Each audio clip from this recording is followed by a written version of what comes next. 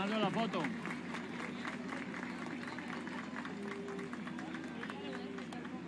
Para observar el fenómeno, tendremos el apoyo de los científicos que se encuentran en Mazatlán.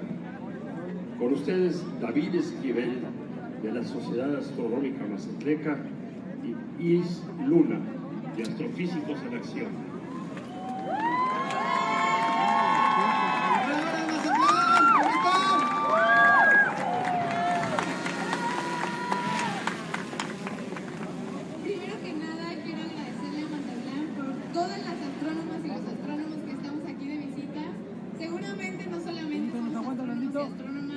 Y yo ahora sí que me voy a tomar la libertad de agradecerle a toda la comunidad mazatleca de recibirnos a todas las turistas y los turistas. Entonces un aplauso por favor para todos los mazatlecos.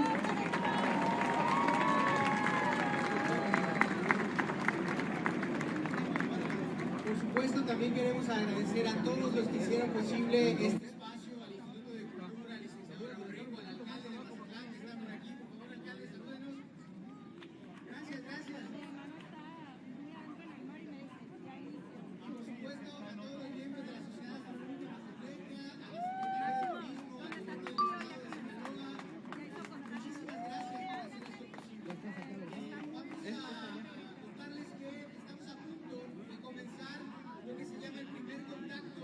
El eclipse, ¿vale? Entonces les vamos a pedir que pongan mucha atención para explicarles cómo se ponen los lentes para que ustedes puedan observar el primer contacto.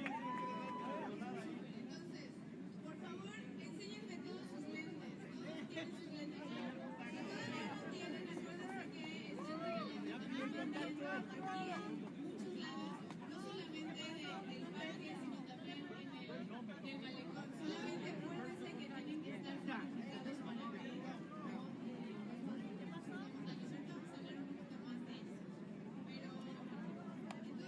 ¿Saben cómo los tenemos que usar? ¿Sí? ¿No? Bueno, fíjense, me voy a hacer un poquito para acá para que me dé el sol.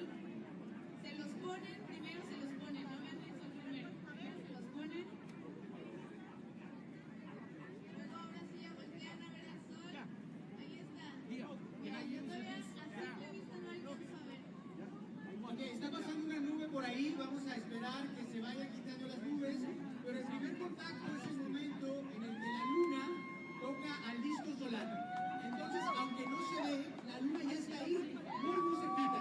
¿Sale? Probablemente algunos telescopios ya lo van a empezar a notar. Vamos a las 9:52, entonces estamos en el primer contacto. A partir de este momento, el eclipse va a ir avanzando poco a poco, tengan paciencia, es un proceso lento. Y vamos a ir viendo cómo la luna va a ir bloqueando el disco solar, poco a poco. Pero entonces les voy a decir también que ya oficialmente comenzó el eclipse. Es correcto, un grito, por favor. Hemos comenzado el eclipse, en esta primera parte no van a notar mucho, así que les pedimos paciencia. Cerca de una hora, más o menos 1:15, vamos a ir notando cómo la luz ambiental va a cambiar, ¿sí? Este es un momento muy interesante del eclipse, es decir, la próxima hora, porque en esta hora les voy a pedir que jueguen con las sombras, ¿vale? Jueguen con sus manos, produzcan sombras, proyéctenlas en el piso y ahí van a poder ver el eclipse. Vamos a enseñarles la técnica de las manos para hacer con las sombras. Sí, bien, van a hacer lo siguiente, ¿vale? Okay, van a tomar sus manos y van a hacer una especie de red, ¿vale? Van a tratar de que se generen unos agujeritos y luego van a buscar la posición del sol. Van a tratar de proyectar la sombra de esa figura para que se vean los agujeritos. Conforme vaya pasando el eclipse, noten cómo esas formas van a ir cambiando, ¿vale? Si tienen... Okay. Si tienen algún instrumento como puede ser una cámara estenopeica o cualquier instrumento que tenga agujeritos, proyecten esas sombras en el piso, ¿vale? Van a ir viendo cómo los agujeritos no son perfectamente circulares, sino que van a ir tomando la forma del eclipse. Es muy bonito porque es una manera que todo el mundo puede hacer observación del eclipse. Son métodos indirectos, les llamamos, y justamente ayudan a que si no tienen algún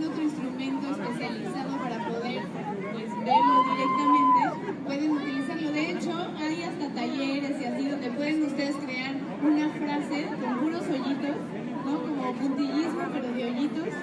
Y entonces ahora sí pueden hacer esta proyección y entonces se van a generar pues letras o frases o dibujos que tengan todos los hoyitos, pues la imagen del eclipse.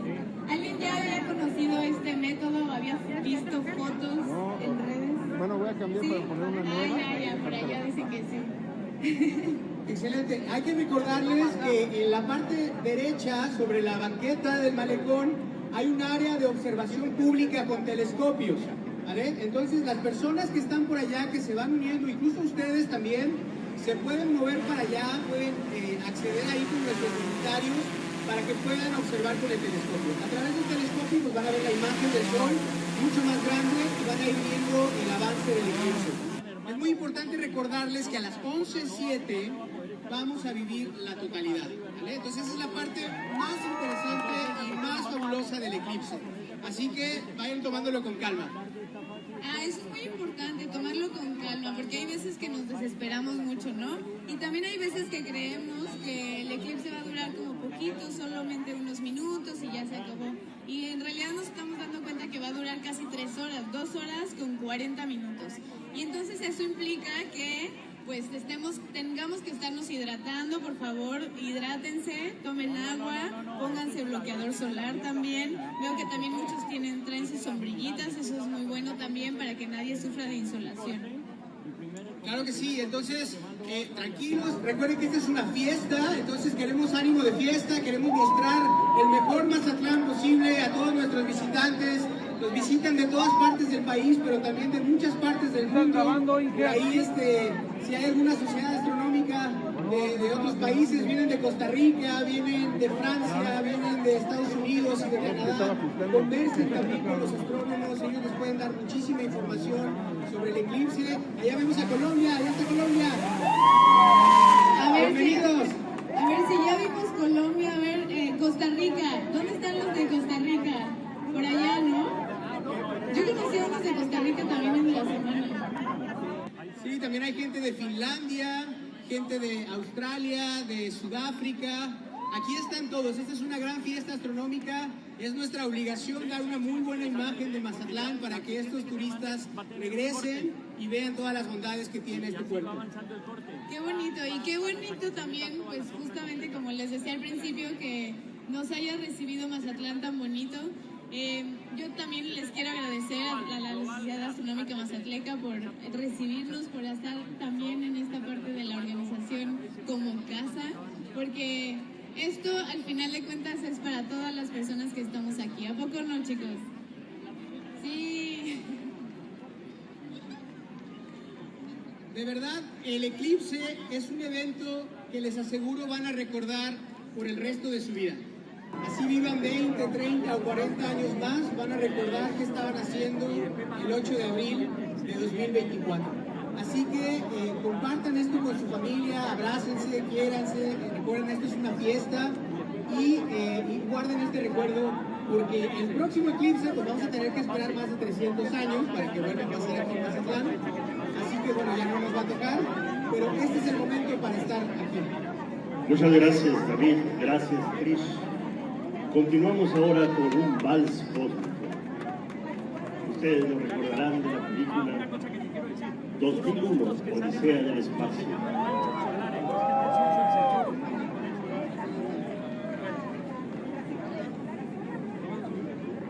Está bien el color y todo, la calibración y todo está bien, ¿no? Dale, perfecto.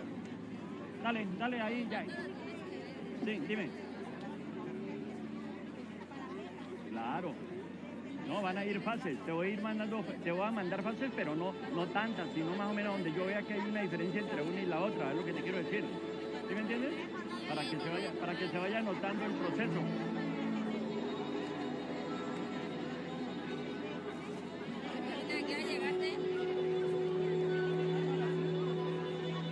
No, sí, lo que pasa es que no puedo estar sacando, hermano, ando con 4 cámaras encima, hermano, más una para arriba, es más fácil.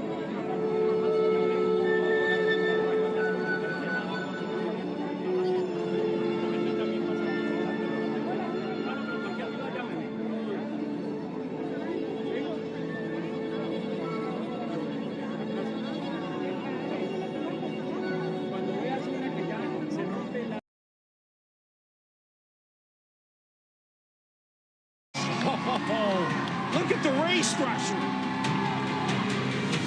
The universe is out there and it's affecting us. We are in space. And here it comes. There's the diamond ring. And that is the most spectacular sight.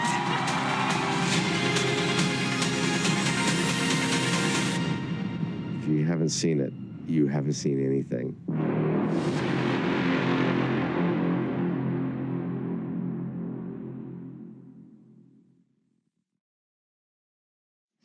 Hello, and welcome to live coverage of the celestial event of the year, the total solar eclipse.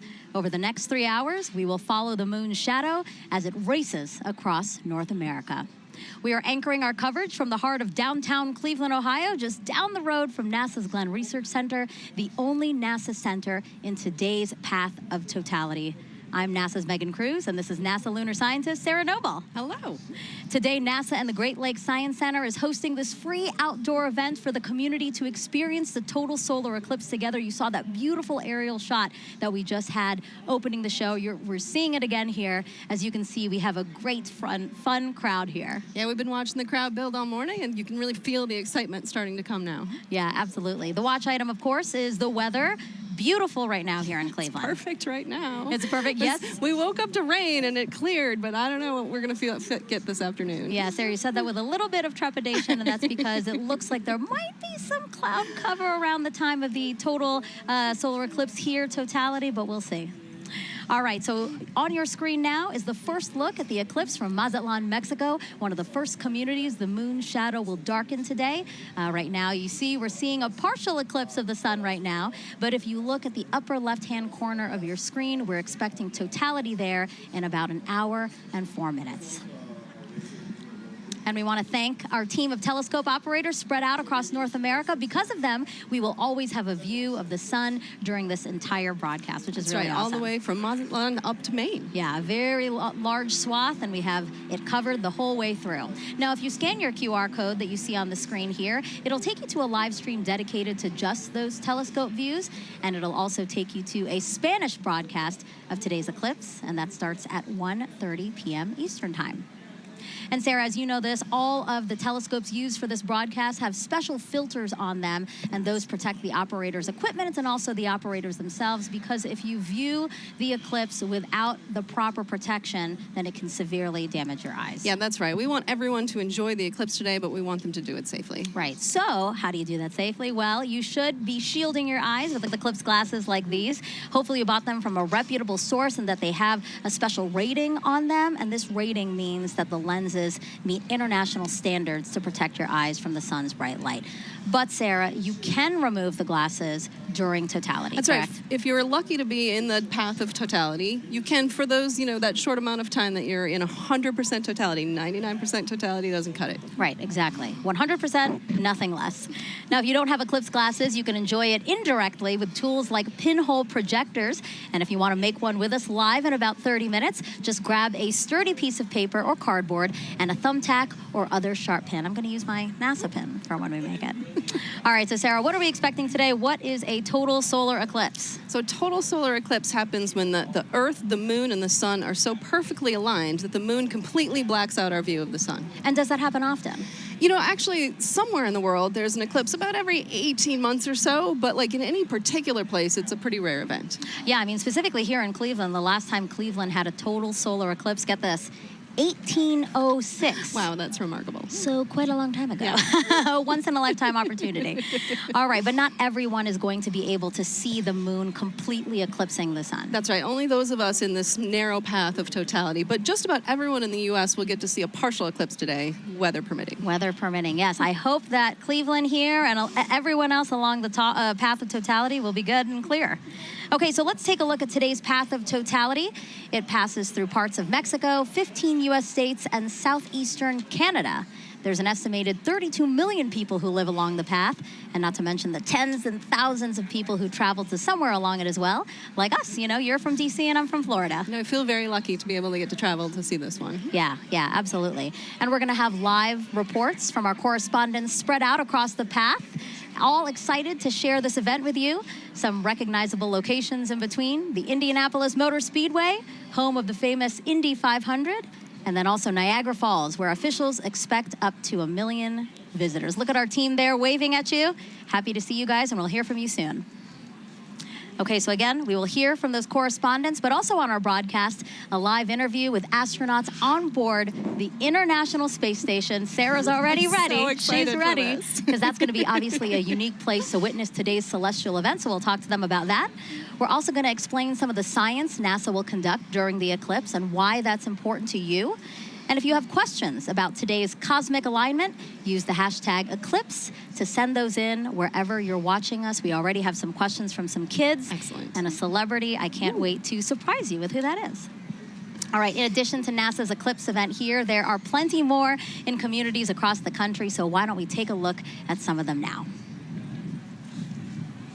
All right, so this is the California Academy of Sciences. That's a beautiful place to witness. Wow, looks like they have great weather today. They're only going to get a partial eclipse there, but, you know, still, that is more than enough reason to get outside and enjoy some time with your friends and family. Waco, Texas, people have their seats. They're ready to go. They're all comfortable. I see some coolers there.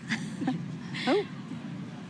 And this is the Adirondack Sky Center. They have a big field for people to view. You know, a couple of days ago, we saw the same field. It was covered in snow. So I'm glad they have a nice place to sit. Exactly. And Kennedy Space Center, the famous rocket garden that we have at the visitors complex there, that's also a cool place to watch a partial eclipse, yep. Yeah. And then lastly, the Mentor Civic Amphitheater, a nice big field again to take a look out into and enjoy today's event. I'm sure that'll fill up soon. Yes, I'm sure. Still gathering there. All right, very much a party atmosphere we've seen in some of those watch parties, and especially here, again, the music, the exhibits, all the things happening here. Kind of reminds me of a sporting event, you know? So because of that, I'm going to ask you, who's the GOAT today, right? Is it the moon, is it the sun, or is it the earth? I mean, I'm a lunar scientist, so I may be a little biased, but you got to go with the moon on this one, right? It's the moon that is like coming in for the block today. It's all the action to the moon. I love that sports reference, but I'm going to have to say Earth. Because, well, first of all, we love our home planet, right? But because we're here, the moon has something to project its shadow on, and that's why we have the celestial alignment and show we're about to see today. That's where I'm going. That's how I'm going, yeah? All right, and now we want to know which team you're on. You can cast your vote by going to @NASA Solar System on Facebook, X, or Instagram, and we'll reveal the winning team at the end of the broadcast. Earth. The moon's shadow will only be over land for about 1 hour and 28 minutes today, moving at an average speed of about 1,900 miles an hour. Keeping track of it for us is NASA's James Traley. Yeah, thanks so much, Megan. I'm going to have to go with option number 3 there, the sun, because it gives us the energy for us to thrive here on Earth. And speaking of energy, it is bustling here at the Kennedy Space Center Visitor Complex. I'm coming to you from our new Gateway exhibit, where we today only have a partial eclipse, but still super excited to be tracking all of today's events live with our Eclipse Explorer. This right here is a fantastic tool that was developed by our friends at NASA Goddard Science Visualization Studio. They put this tool together for us to track the eclipse down to the exact second. If you wanted to get an access to this yourself, get a feel for how this is going to look in your neck of the woods, you can go to go.nasa.gov/Eclipse Explorer, and you can track where your city is going to be, your zip code, by punching it into this little box here. It's going to snap right to your location and give you some key stats. You just saw Cleveland there, so I can bring them up here. Cleveland is expecting peak totality here to start at 3:13:45 to be precise, local time. They've got a time at totality of 3 minutes, 49 seconds, plenty of time to really sit back and bask in their moment in the fully eclipsed sun. I'm going to be tracking all of this all throughout the afternoon for you to make sure that you do not miss a second of this coverage. Even if you're outside of that path of totality like we are right here, more than 99% of the U.S. is going to be able to see at least a partial eclipse. some places are already experiencing, you just saw that footage from Mazatlan a little while ago, they are already experiencing a partial eclipse. And as always, if you are in partial, be sure to wear proper eye protection to protect your vision so you can safely enjoy today's fantastic celestial event. Plenty of awesome stuff coming up. We're going to keep a keen eye on that weather. Cleveland's looking nice and beautiful, very clear skies. Megan, back to you. Thank you, James. And joining us now is Dr. Bob Lehman, a heliophysicist at NASA's Goddard Space Flight Center. Thank you. It's great to have you here. Thank you very much. So talk to us. Today's total solar eclipse, it's going to look very different from what we saw 7 years ago, right? It is, right. The sun is going to look, the solar corona is going to look very cool today. It's going to look cooler than it did last time. And I mean cool in the sense of wow. Not cold. Not cold, because the solar corona is like 1,000,000 degrees. But compared to last time, it was close to the solar minimum, the minimum amount of magnetic activity on the sun. There's this 11-year or so cycle, and 2017 was closer to minimum, and 2024, April 2024 is pretty much close right to the maximum of that. So we're going to see the maximum amount of dynamism, of activity, and it's going to look, you'll see rays shooting out. And does that increased activity mean that we have a chance for new discoveries today and increased science? Sure. So in addition to the science that will be done because of the eclipse, just greater activity levels means that we have more chance to see what the sun is going to do, increased radiation levels, increased activity, eruptions that will affect the Earth. So how does that affect the Earth, and how do we study those effects? What do we have, the tools, the assets to study those effects? Sure. So we call the whole general thing space weather, so we get increased radiation or what we call coronal mass ejections, chunks of the sun that blow off and hit the Earth. And those affect things like power grids and radio communications and GPS satellites, all of which are everyday real implications for that thing that's 93 million miles away. And how do you feel? You're a heliophysicist. This is kind of like your Super Bowl. Pretty much, yeah. You are not the first person to say that to me today. and are we right? Pretty much, yes. I mean, this is it. I mean, 7 years, and I like to say there's the diving, trying to reach the goal line from the Super Bowl, 15, 20 years ago, that was like, totality, not totality, and yeah, today is it. I'm really looking forward to it. Yeah, absolutely. And we will have a whole bunch of fun here. Yeah, again, eclipses are a unique opportunity to really study the sun and how it affects us. So I know that, again, your fellow heliophysicists and really across the disciplines of science, I know that today is really special for a lot of people.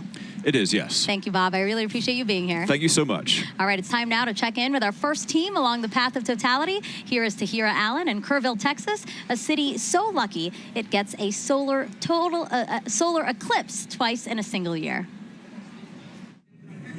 Thanks, Megan, and welcome to Kerrville, Texas. I'm Tahira Allen with NASA Communications. And I'm Gina DiBraccio, the Deputy Director of Heliophysics at NASA Goddard. We're live from the Kerrville Eclipse Festival, where tens of thousands are gathering to witness the second solar eclipse that has passed through this town in just 6 months. Now, this is incredibly rare, and people have traveled from all over the world to share in this spectacular moment right here at the crossroads of the eclipse. Now, Gina, we were lucky enough to be here last year for the annular solar eclipse. How does it feel to be back? The annular was such a spectacular experience, but I'm already feeling even more energy today, and it's I'm like so double excited the crowd. to be here. It is. Yeah. No, and we have a full day of celebration in store. The town really turned out for this event. This morning we heard from the mayor, and we are surrounded with food and shopping and different activities. I think I saw the Texas State Astronomy Club here giving out free telescope viewings. So it's just a really, really special moment for people to come together and enjoy this celestial event. It's right to hear it. And we had some cloud coverage today. It's looking to be pretty good. It's going back and forth. So fingers crossed. Regardless of how this turns out, we have live music and dancing afterwards, so it's going to be a good day. Absolutely, and you know, I mean, this is going to be my first total solar eclipse, and so last year was incredible with the annular. Folks, if this is your first total solar eclipse, let us know in the comments wherever you're watching. We'd love to hear it. So this is also a good time to remind everyone that it is not safe to look directly at the sun without specialized eye protection for solar viewing. Now that is except during the brief phase where the moon is completely covering the sun, and that will only be for those in the path of totality. Now we have a special guest that you might recognize popping in to share some important tips to make sure you stay safe during today's events.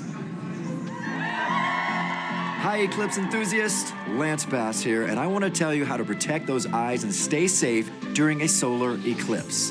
During these celestial events, the sun, earth, and moon are in sync, creating solar eclipses. You can look directly at the sun during a total solar eclipse, but only when it's completely covered by the moon for a brief period known as totality. This is a really special moment. At all other times, you should wear eclipse glasses so that you don't say bye-bye-bye to your vision. Seriously. And eclipse glasses are not the same as regular sunglasses. No, they're not. Safe solar viewers are thousands of times darker and will have a specific certification that you should look for right here. Don't be a space cowboy and try to look directly at the sun. If you don't have eclipse glasses, you can use an indirect viewing method, like a pinhole projector. You can make one of these with something as simple as an index card with a hole, or a colander, or even your hands. With the sun at your back, you can safely project an image of the sun through the hole onto a nearby surface, like the ground. It's gonna be me who is wearing my eclipse glasses, and so are you. Now, you can't have an eclipse without the sun, the moon, and the earth. And as you heard from Megan and Sarah earlier, we've been hosting a friendly competition to see which one of these three teams that you're siding with today. Now, Gina, I feel like it almost goes unsaid here, but I have to ask, I don't want to assume, which team are you repping today? You probably were going to guess sun. Oh, Team Sun. Who would have thought? You're right. No. So heliophysics, it's the study of the sun and its influence on everything. It impacts all of our planets, and today, the solar corona is stealing the spotlight of the show. So Team Sun for me. I guess it really is the star of the show today. But you know what, Gina? I think I'm going to have to be a little bit biased too. Okay. So International Observe the Moon Night, which is NASA's annual celebration of all things moon, actually falls on my birthday this year. Okay. So I think I'm having a little bit of a lunar connection. All right, Team But Moon. for those watching, if you haven't joined the fun yet, you can vote for your Eclipse team on NASA's Solar System, Facebook, X, and Instagram. We're going to be sharing those poll results throughout the show, so be sure to go vote for your team. Now, also during the broadcast, you can send us questions using hashtag Eclipse on social media. We have teams standing by online to answer, and we're going to be taking some of those questions live on today's show. Now, speaking about taking questions live, Gina, we actually had some kids send in videos before today's show. Oh, nice. So let's roll one of those right now. My name is Jonathan. My question is, will NASA do any experiments during the solar eclipse? Thank you. Oh, great question, Jonathan. Now, we have a bunch of different experiments that will take place during the eclipse today. So first, we're trying to study the solar corona. So we have NASA's WB-57 high-altitude research jet flying across the path of totality, taking pictures of that upper atmosphere of the sun, that corona, so that we can learn its composition, why it gets to be heated to extreme temperatures. But we also care about the eclipse's impact on Earth and the upper atmosphere. So we're launching 3 sounding rockets up into the atmosphere before, during, and after peak eclipse so that we can study how the atmosphere is changing as well. So, you know, we're studying it with a plane, we're studying it with rockets. Exactly. Any other way? You know, we have balloons, science balloons that are going up too, and we also have different ways that the public will be able to get involved in some of these experiments too. Thanks, Gina. And I actually have a great follow-up question to this. This is from Lisa on Facebook, who wants to know more about the sounding rockets. So they ask, why is NASA shooting rockets into the moon's shadow during today's events? Okay, let's talk more about the sounding rockets because they are a lot of fun. So the first sounding rocket will be 45 minutes before peak eclipse, the next one during that peak eclipse, and the final one after, 45 minutes after. And that's because we really want to understand the difference in density and temperature and these different factors in the upper atmosphere and really get a sense of how how the atmosphere changes as the eclipse is coming and passes over. So we have all these rockets going up, and it'll be a good day for that. Great, and hopefully we'll get to see a replay of that later on in today's show. That's right. Now, folks, it is really special for us to be back here in Kerrville, Texas, covering today's total solar eclipse. Just last October, an annular solar eclipse passed right through this town. Now, for a location to be at the crossroads of these two incredible celestial events is rare. Let's take a look at how the community has been preparing in the lead up to this big day. Kerrville is the eclipse capital of the state of Texas. It is known as being the capital of the Texas Hill Country. It's the epitome of Texas. Ranches, deer, beautiful streams like the Guadalupe here. Kerrville is very welcoming. It's a wonderful community. Tight-knit, small. It has about 25,000 people. Kerrville is blessed to be in that special square, the annular eclipse in 2023 and the total solar eclipse in 2024. We're talking about crossroads, you know, we get it twice. Two eclipses right here, right where I stand. Well, it's statistically extraordinary. We get two in less than 6 months. Everybody's excited about it. City council, county commissioners, everybody's working diligently to be able to provide safe opportunity for the influx of people. This will be the biggest event in the history of the city, and that's why the city is preparing. We're preparing to make the event enjoyable for everybody who wants to see this tremendous natural phenomenon. I think that Kerrville has done an awesome job of preparing, way in advance. It's getting that message out to people to make sure that they're taken care of personally, but then there's the science part of it, letting them know what is an eclipse. And I'm just having a great time going out and talking to civic organizations and clubs and to talk about eclipses. So this will be my 4th and 5th solar eclipses. I've seen total eclipse in Nebraska. I drove 1,200 miles for a little over 2 minutes, and it was well worth it. And just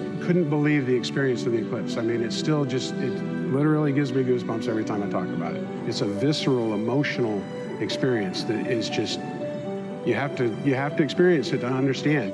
I thought I knew what it would be like, but I gasped at the sheer wonder. It's going to be a, you're going to hear that intake of air and awe. It was the most beautiful natural thing I've ever seen. So to have an eclipse basically in my backyard is just, it's indescribable.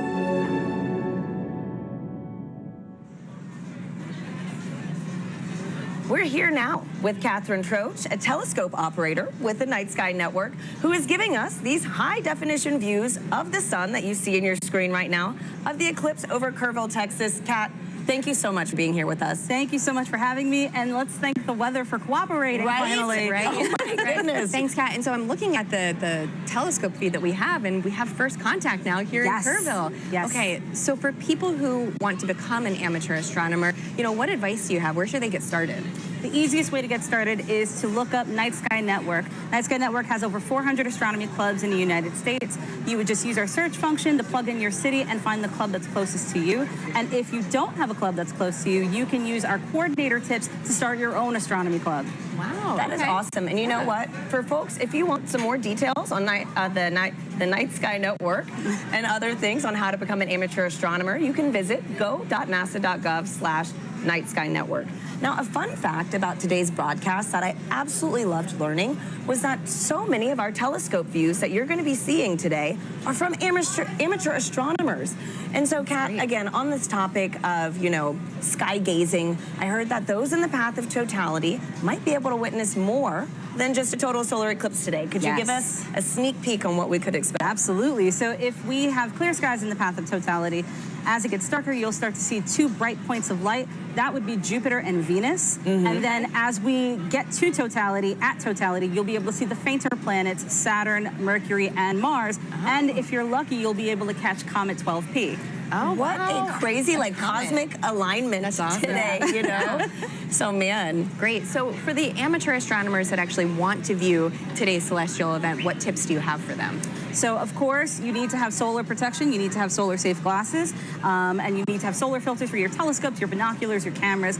But you can also use indirect viewing, like a pinhole projector box, or you can use a disco ball. A disco ball? Yes. Wait, how does this work? Can you like walk us through this? So as the sun hits the mirrors, and it'll cast a little reflection onto the surface here, you'll see little crescent shapes as the eclipse progresses. That is incredible. We need to keep that disco ball. Oh, yeah. Right? No, seriously.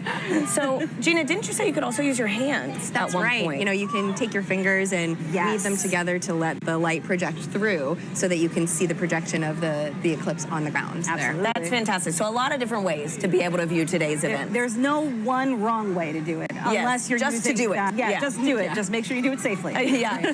And so, Kat, too, you know, earlier you gave me a little reveal of your shirt, and it is too perfect for today's show. You know, could you give our viewers a little taste? Sure, no problem. So if you know, you know. If you know, you know. Totality going on at the moment. Love it. Thank you so much for being here, Kat. Thank you again for having me. Absolutely. And so now coming up soon, we're going to get our first views of the total solar eclipse as it begins in Mexico, sweeping across North America. We have correspondents all along this path who are going to bring you live into the action as it happens. First up, let's check in with Joy Ung in Dallas, Texas. Thanks to Harry and Gina. So welcome to the Dallas Arboretum and Botanical Garden. I'm Joy Ung, and as you can see behind me, we have a lot of people eagerly waiting for the total solar eclipse. It's so amazing to hear so many people talk about the sun and the moon, and what makes this day even special is that the eclipse gives scientists a really unique chance to do science. So to tell me more, I'm here with NASA scientist, Dr. Ashley Greeley. Thank you so much for joining us. Hi, Joy. Thanks for having me. So firstly, how are you feeling about today? I'm feeling really excited. The skies are starting to clear out, and it looks like we might get a pretty good show. Fingers crossed. So earlier in the show, we learned that today's eclipse will look quite different from the 2017 eclipse. We're going to see more structures in the sun's outer atmosphere. So Ashley, can you tell me, why is that different? Why is the sun going to look different, and why is it changing? Sure. The sun goes through phases, which we call a solar cycle, that last roughly 11 years. And those are periods where the sun is less active and periods where the sun is more active. We're entering a time of solar maximum, which is really exciting because that means that the sun is more active. Its magnetic fields are more dynamic. We may see features here, such as streamers, which looks like little spiky wisps in the sun's atmosphere, which we call the corona, and then little prominences, which look like little pink arcs on the surface of the sun. Yeah, we're really excited to see this, and we hope that we'll see some really interesting features. There may be a little bit of asymmetry as well in the magnetic fields, and I don't know, I guess we'll have to find out in about an hour. So the sun is changing. So do those changes affect life on Earth at all? Sure, yes. The sun does affect life here on Earth. We have a term that we call space weather, which applies to the field of study of everything from the sun to the Earth and in between, and how that affects life here. We are fortunate that on Earth, we are protected from things coming from the sun by our magnetic fields, which shield us from those explosions that come from the surface of the sun that we talked about. And those can result in really fun occurrences, such as the aurora. There can be some negative side effects, but those are mostly limited to things that are outside our magnetic fields. The storms from the sun can interfere with satellites, and it's something we really have to think about as scientists as we start to plan for putting humans on the surface of the moon or potentially sending them to Mars. Those energetic particles that result from the sun can impact humans, so that's just something that we have to learn about and take into account. So the sun is always there, of course, but why are eclipses a good time to study these effects called space weather? Yeah, eclipses are a really cool time for scientists to be able to study the sun. It's really hard to completely cover the disk of the sun in order to study the sun's atmosphere, especially that inner part of the atmosphere. We're really fortunate that here on Earth, our moon is just the right size and just the right distance from Earth that it can completely block out the sun's disk during total solar eclipses. So we're really able to observe that inner atmosphere in a way that we can't normally. So this event is really exciting for both scientists and the public alike, and that's just such a cool experience to share together. Thank you so much, Ashley. So if you're lucky enough to be in the path of totality, keep an eye out for that sun's outer atmosphere, the corona, and you'll know that you see these spiky features, and it's because the sun is heading towards its most active phase. So for now, let's head to our friends in Russellville, Arkansas. Jasmine, how are things looking on your side? Joy, things are looking absolutely fabulous in a very sunny downtown Russellville, Arkansas.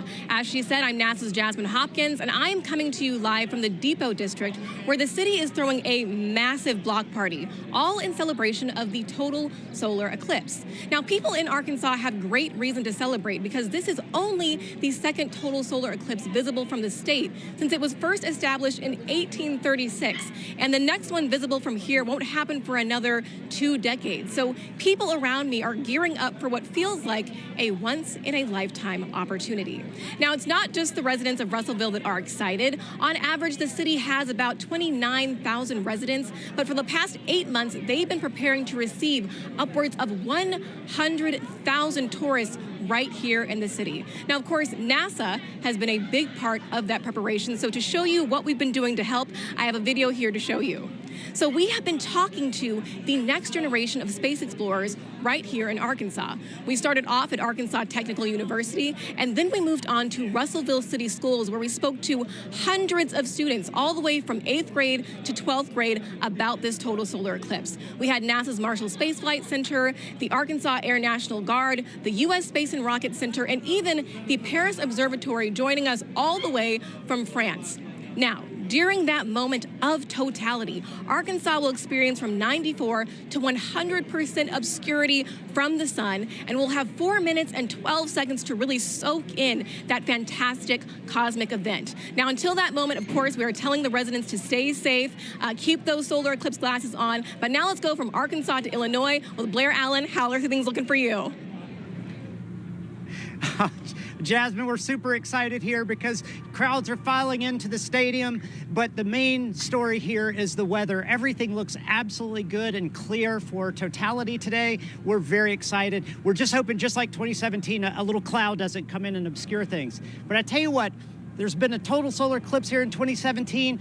Observation did not stop at SIU. Joining us now are 2 SIU students who actually did some observing. This is Callie and Paige. Now, Callie, I know that you guys went to Australia in 2023, and you observed the totality using an interesting technique. Can you tell us about that? Yeah, so when we were in Australia, we used a sun funnel to view it, and what it does is it projects basically what the telescope is seeing onto a film. And so a sun funnel is just basically a funnel with 2 hose clamps and rear projection film, and it just projects the sun, and we actually captured a picture of totality as that eclipse was happening. And it's pretty cool because it allows other people, instead of having to go through the eyepiece, you get to see it. Pretty impressive. Now, Paige, you guys are going to do some observation today.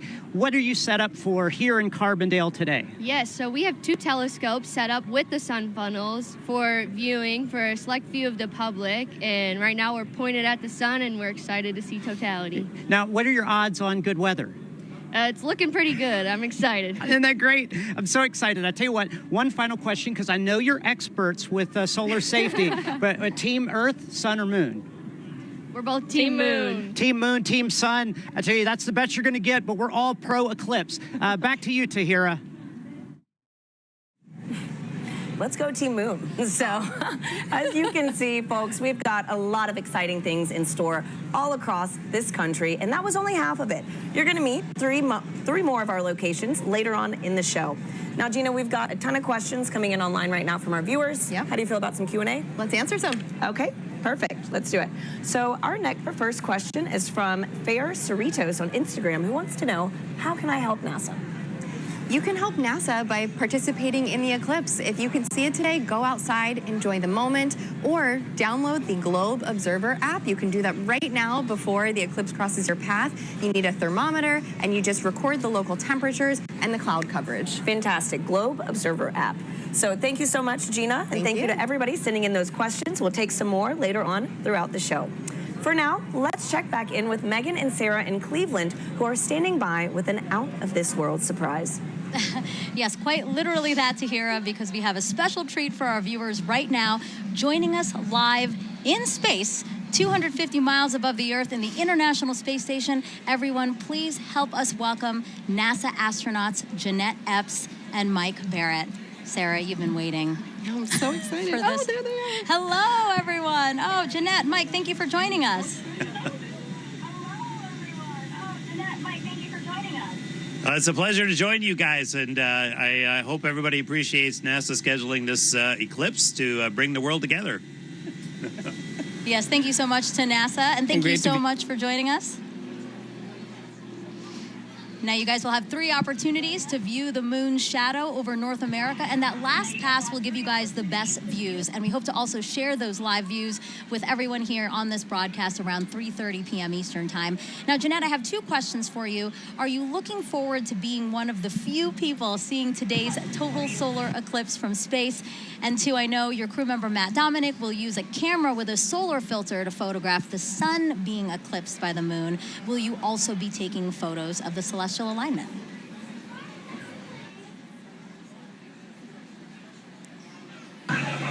Definitely taking pictures of the solar alignment. And I think we're very fortunate to be here at this special vantage point to see such a special event at this time. So I'm definitely excited. What about you, Mike? What's going through your mind as you're preparing to see such an awe-inspiring event?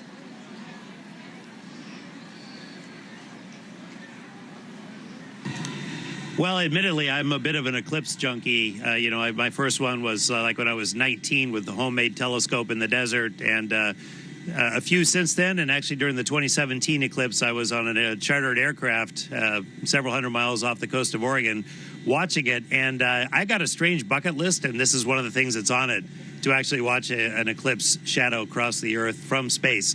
So I'm ecstatic to see this box gets checked and just to see this amazing thing from up here. Yeah, the fact that that was actually a box on your list is pretty amazing. And then now it's getting checked. So, for those wondering, this is what the moon's shadow will look like to Jeanette and Mike. We're going to show you video taken from the space station of the total solar eclipse in 2017. And you can clearly see the shadow moving across the top of your screen there from left to right. We actually sped up the video so you can see more of that transit. This would look a lot slower to them, but really cool. Jeanette, eclipses give us a unique opportunity to study the sun and how it affects the Earth. Can you tell us about the atmospheric waves experiment attached to the outside of the space station right now?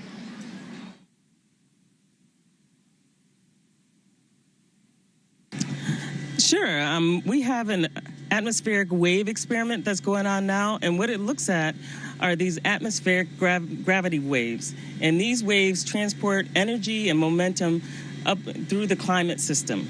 So with the imager on the atomic wave experiment, we're going to look at how these atmospheric gravity waves impact our Earth's climate, how it can impact our space and global and all of our comms, how it can affect our navigation system.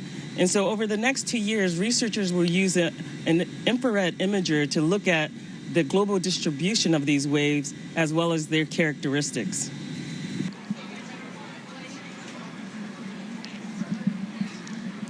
Mike, how does it feel to have a hand in maintaining the space station so that important science like the atmospheric waves experiment can happen?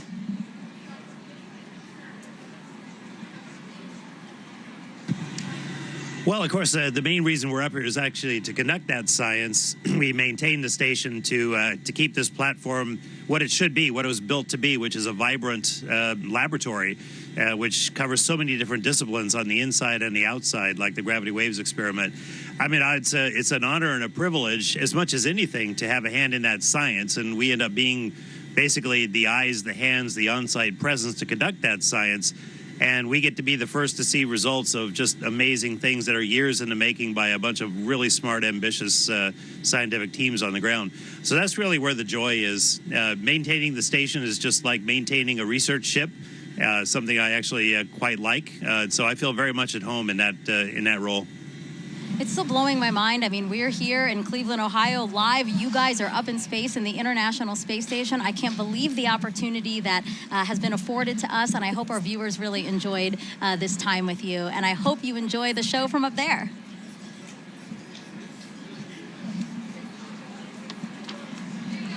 All right. We have, but we do want to close by saying, first of all, we really enjoy being here, but everybody stay safe. And use the simple means to protect your eyes as you look at the eclipse, as Jeanette and I are modeling here. Which makes us blind as a bat on the inside, but solar protected on the outside. So we encourage everyone to do the same. Really great advice from both of them. Thank you so much. Sarah and I have our glasses, and we're ready to go. Also blind if we don't do this. All right, again, Jeanette, Mike, thank you so much. And we actually have some time to take questions from the audience. We have hashtag Eclipse. That's how you can send questions to us. So let us take a video from another curious kid we have watching. Hi, my name is Adrian. My question is, why will we not see a total eclipse in California? Thank you. Well, it's a great question, Adrian. So we only a precious few today are going to get to see a total eclipse because the moon is so much smaller than the Earth. It only casts a very narrow shadow. But still, even in California, you're going to get to see a partial eclipse, and that is still a really cool event. So I do encourage you to get out there and see it for yourself today. Yeah, absolutely. So again, hashtag Eclipse. Wherever you're watching us, drop that in the comments, and we'll try to get to as many questions as we can on the show. Okay, so we have, obviously, people celebrating with us online and at events across the country. So why don't we check out some of those events again now? Waco, Texas again. People look very, very comfortable in their camping chairs and spread out on picnic blankets. They look like they're having a good time. Yeah. A few clouds. A few clouds, but again, they have some time there before. Kennedy Space Center, they will see a partial eclipse. We have some people walking around the Rocket Garden. Oh, it looks like they have beautiful weather there. California Academy of Sciences, yes, they do. They have clear skies. We're very, very jealous over here. And then the Mentor Civic Amphitheater that's starting to fill up. Exactly. There were fewer people when we checked in ago, but now lots of people there and lots of people at the Adirondack Sky Center. I wish I could wave and say hello. They look like they're getting ready for some stuff, though. Yeah, absolutely. Again, the snow cleared out because there was snow over the weekend, but now it looks like a beautiful, probably still crisp day there for them. Okay, and now we're back here with astronaut Steve Bone, who's looking around, taking in the sights, Steve. I see. It's just an amazing amount of people. It's really cool to see. Yeah, absolutely. You can feel the energy. And it's really beautiful. cool that you're here. So Steve is here because, you know, obviously, as we've been saying throughout the show, you really should have these glasses to safely view the eclipse. But if you don't have glasses, that's why Steve is here. So Steve, I see that you brought some supplies for us. I did. I have a little bit for everybody, and we'll see how we can do here today. All right. So this is like a pinhole viewer, and so it's basically a pinhole camera. I don't know if you ever had to do that when you were a kid. Is make a little camera by basically poking a hole on a piece of paper. Okay. And then using that to focus onto a screen. Okay. And so we all have pins here, I guess. Yes. Got my So we have a Eclipse paper pin. plate, we You have your have Eclipse pin. index card, and we have pins. And I have my Crew 6 pin. Nice, nice. All right, so what do we do, Steve? Basically, all you have to do is poke a hole in the cardboard. Okay. And the sides of the hole will determine the focal length, the focal distance of your viewer. And it has to be big enough that the light will come through. And it's sometimes hard to do if we don't have like direct sunlight. So you want to make sure you have a big enough hole. I think that'd probably be enough. Yeah. And then what you'll end up doing, if we had the sun, you could basically over your shoulder, don't look at the sun. Mm-hmm. Sun behind us. Sun behind us. Yes. And so you hold this up, and you'll see, you can actually get, there it is. I can see. We do see it with the lights, the studio lights. You only need a little bit, and then depending on how far in and out you move it, and the sides of the hole, that gives you your focal length. Got it. Just like a lens. And basically, like we're saying with the studio lights, if something were to pass over the studio lights, that same shadow essentially would be projected through Absolutely. the index card right now. And that's how you safely watch it. That is a good, safe way to watch it. There's a lot of other ways to see it as well. I know And, that. oh. I have that. Come prepared. Colander, right? Yeah. So that's a lot of fun because if you're in an open area like this today, and you don't have your glasses or you just want to see something really cool, again, put it over your shoulder and hold it. And you'll get a big array of all those little eclipses happening on the ground below you. Yeah, actually, I think we have a picture of that. I'd love to see that because really it is a very, pretty. perfect. Look at that, Steve. Oh, yeah. Well, I mean, even if you don't have anything, right, you can actually use your hands to make your own sort of improvised pinhole camera. Absolutely. That's amazing. And, you know, I was explaining a little bit ago that in my own yard during the annular eclipse, when I was out working in the yard, and I said, hey, is there an annular eclipse going on? So I went under a tree, and I was looking at a tree, and then on my driveway, all these little eclipses, Oh, just that's hundreds of them. amazing. Yeah. And Beautiful. it's absolutely amazing Beautiful. pictures. Great. So I hope if people have trees near them, they can take a look at that. Steve, thank you so much You're for very being welcome. here. We really appreciate it. Have a great day. All right, so the eclipse is getting closer and closer to the west coast of Mexico. We will experience totality there at Mazatlan, in particular, 2:07 p.m. Eastern Time. So let's head back over to James at our eclipse board for another look at the path of totality. Yeah, thanks so much, Megan. A lot coming up very soon, and make sure you know exactly when to go outside to observe that totality if you're on our path. Or even right now, if you're experiencing a partial eclipse, I've got in our Eclipse Explorer here, I can zoom out just a hair here to show you this. I've got our penumbra on, so this is all the places inside here already experiencing a partial eclipse. You've been seeing some great feeds from our camera in Mazatlan, Mexico. They've been experiencing that kind of crescent sun for a little while now. They're just about 20 minutes out from actually experiencing totality itself. They're going to have a long window where they are 4 minutes and 17 seconds. For some context, back in 2017, the last eclipse that swept across America, the longest time was only around 2 minutes and 40 seconds. That was in Carbondale.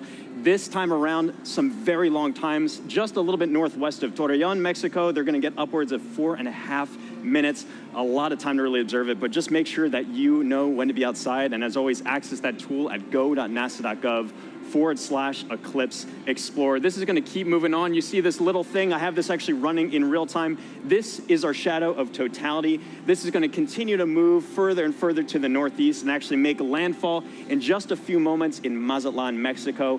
As you've seen all throughout the broadcast, we've got correspondents all up and down the U.S., all the way up to Maine, covering this live. Very excited to continue tracking this. Make sure you know what's going on here. But for now, back to you, Megan. All right, thank you, James. So now let's introduce you to more of our correspondents along the path, starting first with NASA's Lauren Ward, standing by to show us what's happening in Indianapolis, Indiana. That's right. Thanks, Megan. We are at the Indianapolis Motor Speedway in Indianapolis, Indiana. It is a gorgeous day. Behind me, I have over 50,000 people here to spectate today. Today, we are waiting for a spectacle that is of a celestial kind. Of course, this is most known for the Indy 500, but we are waiting for something a little bit special today. With me, I have the 2016 Indianapolis Motor Speedway winner, Alexander Rossi. Good to see you. Good to see you. Thank you so much for having me. It's great to have you. So the Helio Big Year is a celebration of sun science and how the sun touches everything, including IMS. So tell me, the track when you're doing a qualifying round is about 4 minutes long, which coincidentally is the length of totality. So tell us, what is it like being on the track? You know what? The sun plays a huge role in determining the performance of the car based on the track conditions. So we actually, when it's a day like this, as much as it's beautiful for the fans, it's actually very difficult for us as drivers, because as the surface heats up, the oils come to the top of the asphalt and it actually becomes slippier. So that's surprising to people. They think that temperature would mean grip, but it is until a certain point. And then once it kind of crosses over 100 degrees on the surface, you start to actually go the other way. Wow. And tell me about those tires. How does the sun affect those? So we use slick tires. So Firestone tires are slick. On a road car, you have tread, right? Because they're supposed to be used in all conditions.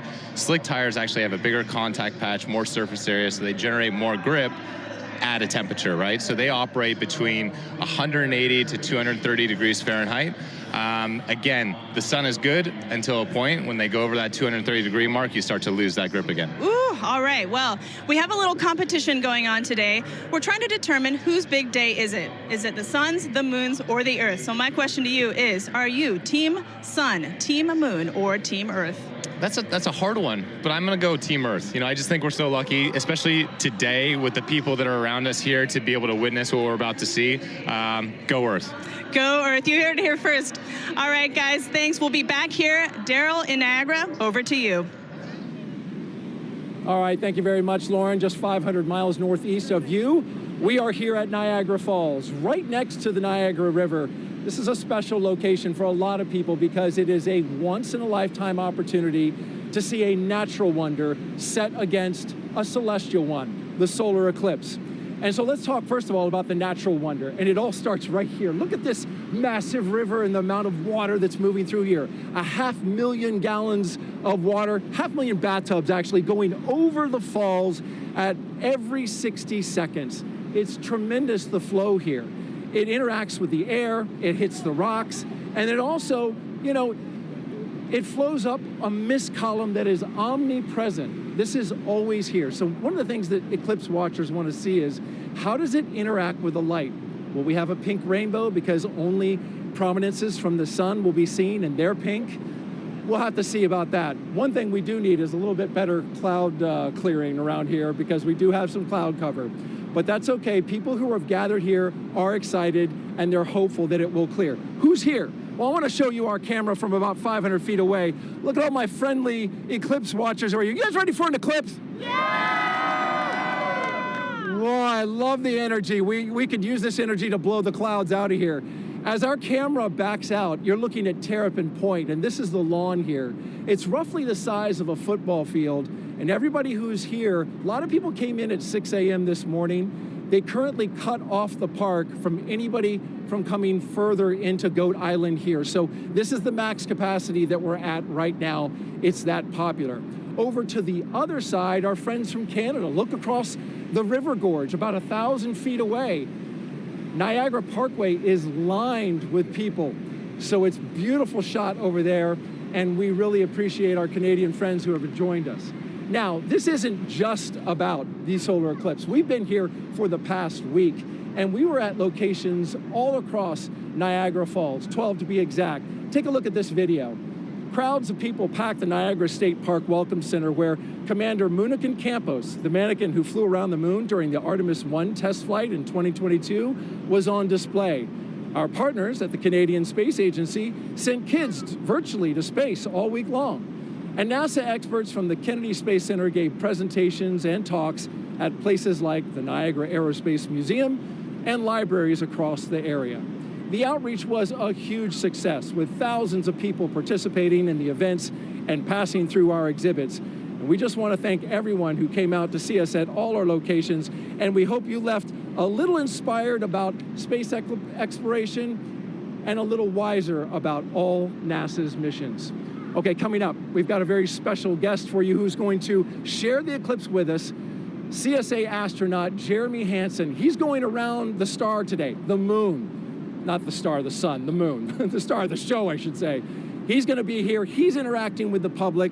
We're going to get his thoughts on Totality along with everybody else who is here. And we're pumped and excited. Right, everybody? We ready for an eclipse? Can you hear the excitement? All right, now I'm going to send it 800 miles to the northeast to my colleague Angelique Herring, who is in Houlton, Maine, where I hear you have some pretty good weather. Hello, Daryl, and welcome everybody to Maine. That's right, we do have some great weather. We are here in Maine, and actually we're about 3 miles away from the Canadian border, and also about the last stop on I-95 North. So we're the northmost spot for today's eclipse broadcast, at least in the United States. And so hello from way up north. Now, just like Daryl said, we do have some excellent weather here in Maine today. We've been here for a couple of days, and it's actually been pretty wintry right up until about yesterday. We had snow, it was pretty cold, but you know what? Today, the sun is out, the skies are blue, and it's looking like perfect conditions for an eclipse, or as the Mainers would say, wicked good weather. Now, we're actually standing here in Market Square in Maine, and we are outside of the Temple Theater, where it has actually been in operation since 1919. Over the last 150 years of its operation, it's seen everything from silent films to burlesque shows, and today, it's got a more celestial show with the eclipse. Now, the last eclipse to come through Maine was actually in 1963, and that eclipse is only visible for about a minute. In contrast, today's eclipse will be visible for at least just about 3 minutes or so, so everyone here is going to have a lot of time to take in the celestial show, really soak in the event.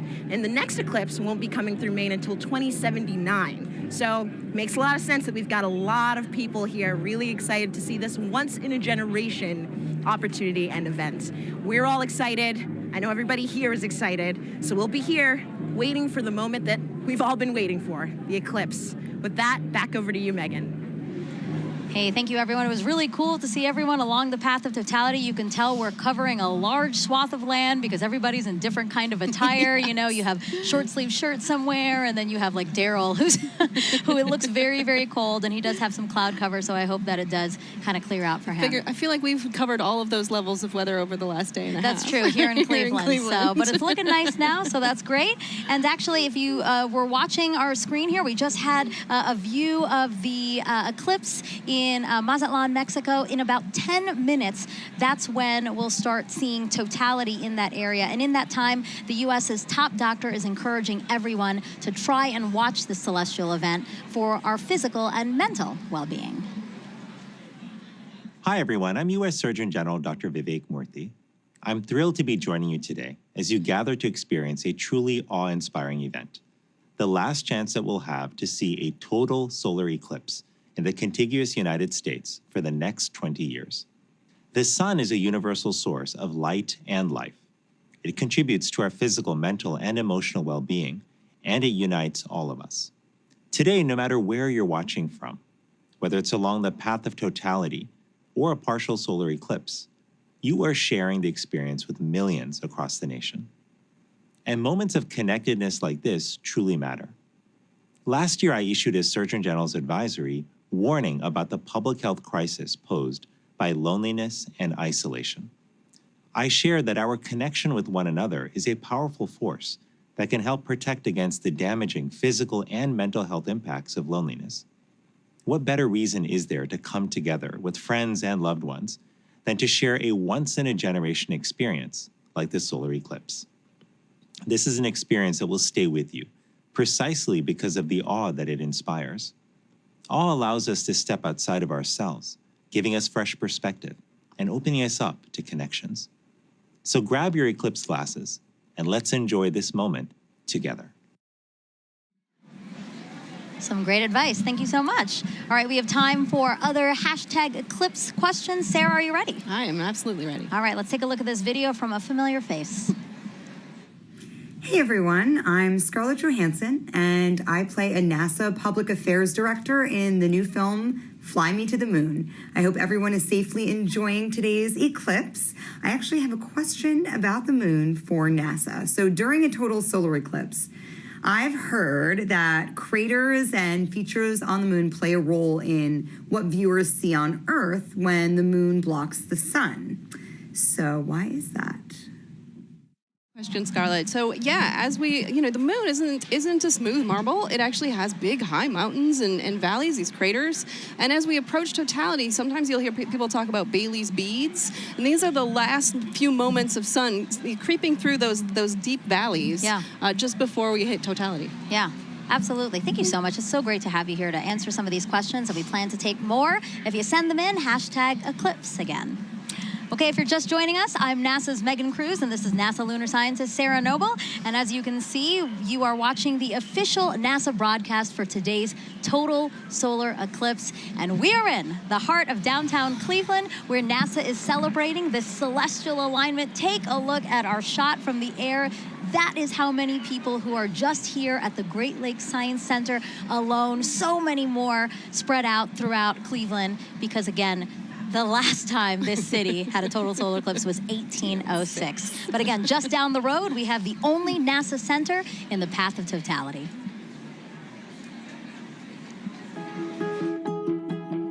When it comes to NASA, I think a lot of people initially think of rocket launches in Cape Canaveral or astronauts floating above the Earth in the International Space Station. But there's a lot of research and engineering and testing that needs to happen before anything can fly. And we have those capabilities: supersonic wind tunnels, microgravity drop towers, vacuum chambers, and a research aircraft hangar. And that's why people from all over the world come to NASA's Glenn Research Center right here in Cleveland, Ohio. What we work on, power, propulsion, communications, you need it for anything that flies. We like to say the road to the moon goes through Ohio, and that's because our test facilities are crucial to advancing the Artemis program. Part of our vision for going back to the moon and establishing a sustainable presence is having a lunar gateway. A lunar space station can fly successfully around the moon and sustain astronauts there. and we are leading the program that's developing the power and propulsion element. NASA's Neil Armstrong Test Facility in Sandusky, Ohio. It's the only place in the world where you can test a full-size spacecraft for all the extreme conditions of launch and spaceflight. Right now, we have the Orion spacecraft. This is a spacecraft that actually went around the moon, but we're using it as a test article now to make sure that in the launch environment, that spacecraft is safe. When it comes to aviation, every U.S. plane has NASA Glenn technology on board, which makes your flight cleaner, safer, and quieter. And looking at solutions like electric and hybrid electric propulsion systems that will reduce or give us different ways of converting energy that are cleaner. Our center partners with a lot of community organizations to share NASA's discoveries or just get kids excited about science, engineering, technology, and math. I really enjoyed the VR experience. It was really cool to be able to sit like I was an actual pilot flying. I feel like I could potentially look into considering aerospace. We've also made it our mission to prepare Cleveland for the April 8th total solar eclipse. We demonstrated different types of hands-on activities for educators to share with their students, as well as the science behind a total solar eclipse. My favorite thing about Glenn is our people. Not only are they crazy smart, but they are genuinely good people. And we are literally part of almost everything NASA does. And so what's really great about being here is you're in the heart of it all. And joining us live is now NASA Administrator Bill Nelson. So great to have you here for this celestial event. Thumbs up. Thumbs up from the Administrator. Now, Administrator, why are solar eclipses so unique, such a unique opportunity to study our sun?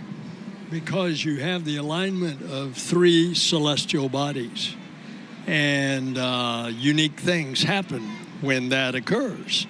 And it has a profound effect here on Earth. Just think about it. In the middle of the day, all of a sudden, it gets totally dark. And us Earthlings are not accustomed to that, and nor are the other little Earthlings. Right. All the animals. But it's also an opportunity for us to study much more one of those celestial bodies, and that's our star, our sun, and our star in our solar system. And we can find out more about that gaseous explosion that's coming out from the core of the sun when we can see it better. And we can see it better because we're not looking at the bright ball. You're suddenly looking at that corona, that mass of gases that are coming out from the edge of the sun. Right. And you don't have to be a scientist, right, to study this event, right? How do we get help from people across the country to help us study these things? Well, by asking them. Make a note of anything that you observe and then share that with us. All right, and Administrator, you know, we have to take precautions when viewing a solar eclipse. Remind everyone what we should be doing today.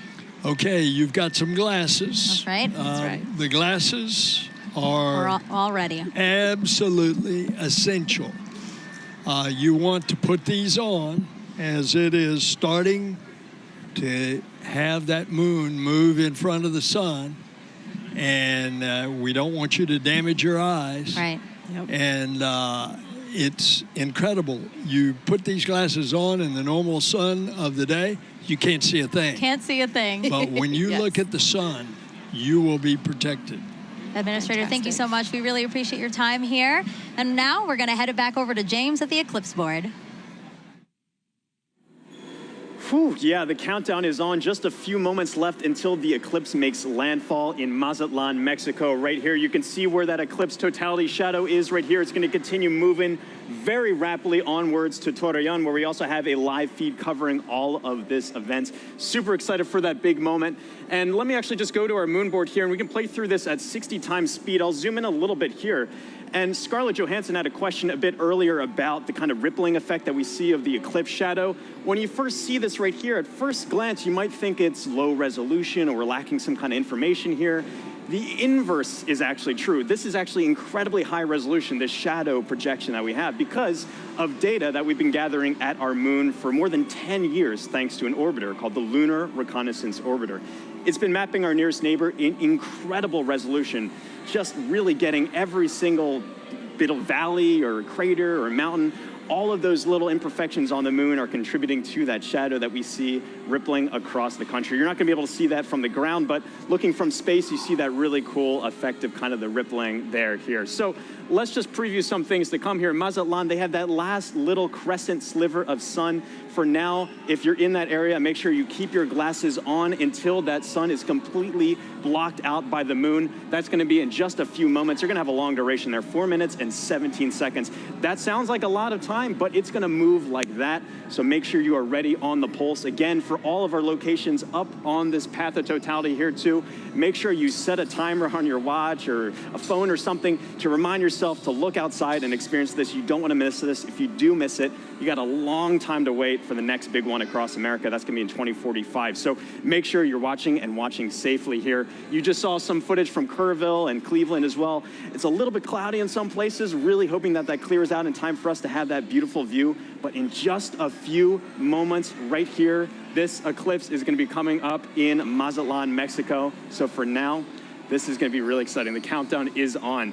So for Mazatlan, this is the last little bit here. Again, I'm always keeping an eye on that weather. And also one little note about our tool here too. If you wanted to see, this little icon kind of previews what the expected eclipse is going to look like at that given time. All these little googly eye features are clickable, hyperlinkable. You can kind of click on that. It'll snap you right to that exact time to get an idea for what it's going to look like in your neck of the woods. But for now, the big moment's coming up. Back to you, Megan. Let's check it out. All right, thank you, James. And as you can see, wow, we just have a tiny little faint sliver left of the sun in Mazatlan, Mexico. We are expecting totality in 1 minute and 35 seconds. You know, joining us now to walk us through this, Kelly Corrick, an astrophysicist with NASA's Heliophysics Division. Kelly, tell us about the science NASA is about to conduct right now in Mazatlan. So science that they're going to conduct is about the WB-57. So we're going to fly some planes over and make sure that we can actually see that solar corona, that hot atmosphere that's around the sun that we're about to get once we reach totality. Yeah, and it looks like it's almost there. Yes, it's almost there. You know, we have a view right now of inside the cockpit of one of the WB-57s, or at least we're efforting one, because as you said, this is going to be a huge part of what we do in Mazatlan. Definitely, yeah. It's the there it is, Kelly. There it is. Oh, look at that view. So we're looking out. That's great. We're looking out, and it looks like we might be able to. We're seeing a lot of clouds, but hopefully a shadow as well as we're coming in to totality there. And so, yeah, so these WB-57s are carrying 3 different instruments or 3 different experiments, 2 to look at the sun and 1 to look at our atmosphere, because our atmosphere actually responds to the eclipse. And we're trying to figure out how that ionosphere, that layer of the atmosphere, actually responds to it. And you said it does look like there's already a shadow over land. You know, we also have a shot, and we'd like to pull that up now, a shot of the coast and the fact that it's already going on over. And you know what's really cool about all of this is we do have eyes all over this thing because we are collecting so much data. Yeah, definitely. I mean, we have the stuff here. We also have rockets on the other side of the country being launched to, again, study that. Oh, look at that. There's the diamond ring. That's right.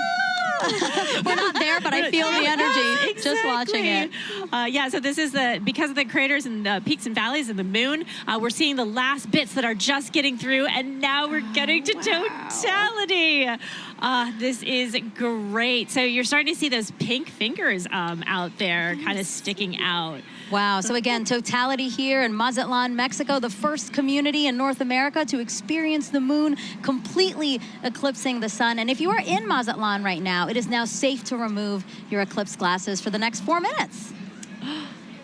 And you mentioned some of those pink filaments that we're seeing, right? Can you talk us a little bit through that, Kelly? Yeah, so those pink filaments, because they're helium-rich, that's why they're appearing pink and they're hanging out there. Those could be the start of space weather. So there are lots of tons of material, billions of tons of material that could possibly be one of those explosions for space weather, the reasons why we really study the sun and try to understand how to live with the sun. Well, can you explain why space weather is important to us here on Earth? Definitely. So it's not just satellites that that are interested in space weather, it's also our power grids because of those energetic particles coming from those big explosions that can happen in the sun. That could damage our power grids. It could also do things like interfere with GPS signals. And I know we all use our phones to navigate everywhere.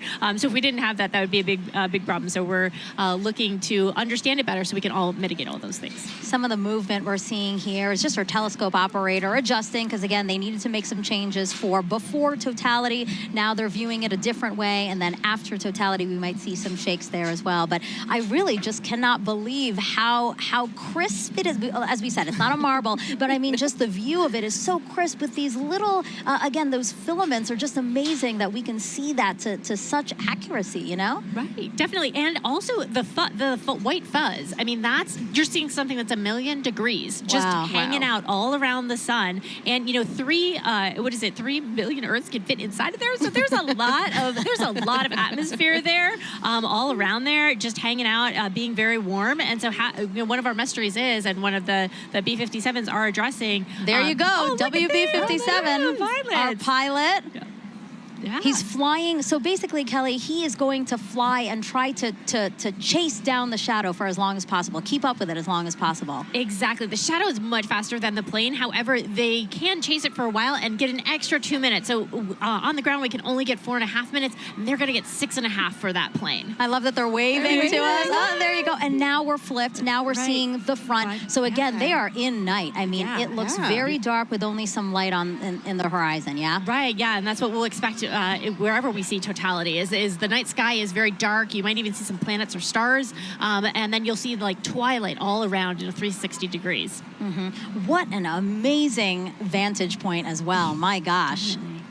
I'm very jealous. Kelly, are you jealous? I kind of feel like you're jealous. I'm kind of a little jealous. Yeah, I kind of want to, see if I can make a faster plane so we can, follow it the whole way. Plus, they're up above the clouds, so they don't have to worry about the clouds. Exactly. Well, I do want to say a big thank you to the WB-57 pilots and the whole team supporting them for that great view. That was awesome. Kelly, you have a wealth of knowledge when it comes to the sun. And for those watching, if you're interested in learning more with her, check out her and other experts featured in the Sun series of NASA's Curious Universe podcast. And that QR code will pop up on the screen, and that'll take you straight to the episodes.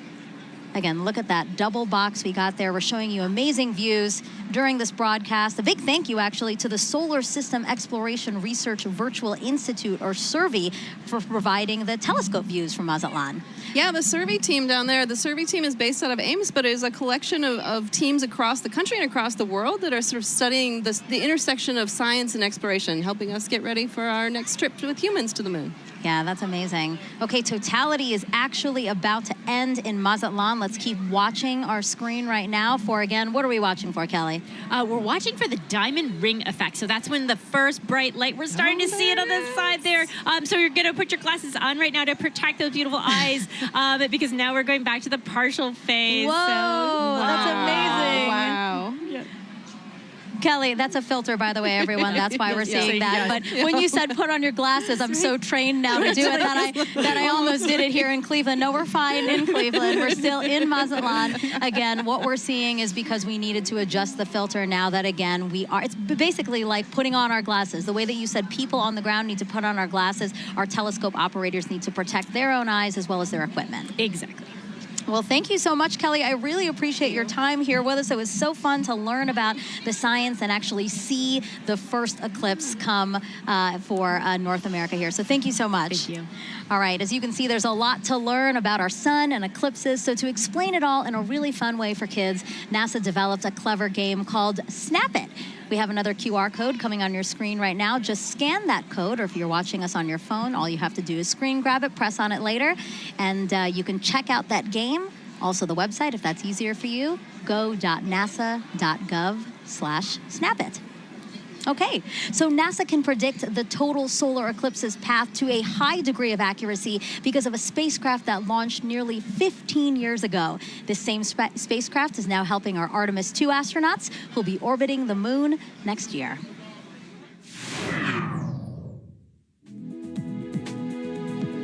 NASA's next step in establishing a long-term presence on the moon is sending 4 astronauts to fly around it with the Artemis 2 mission.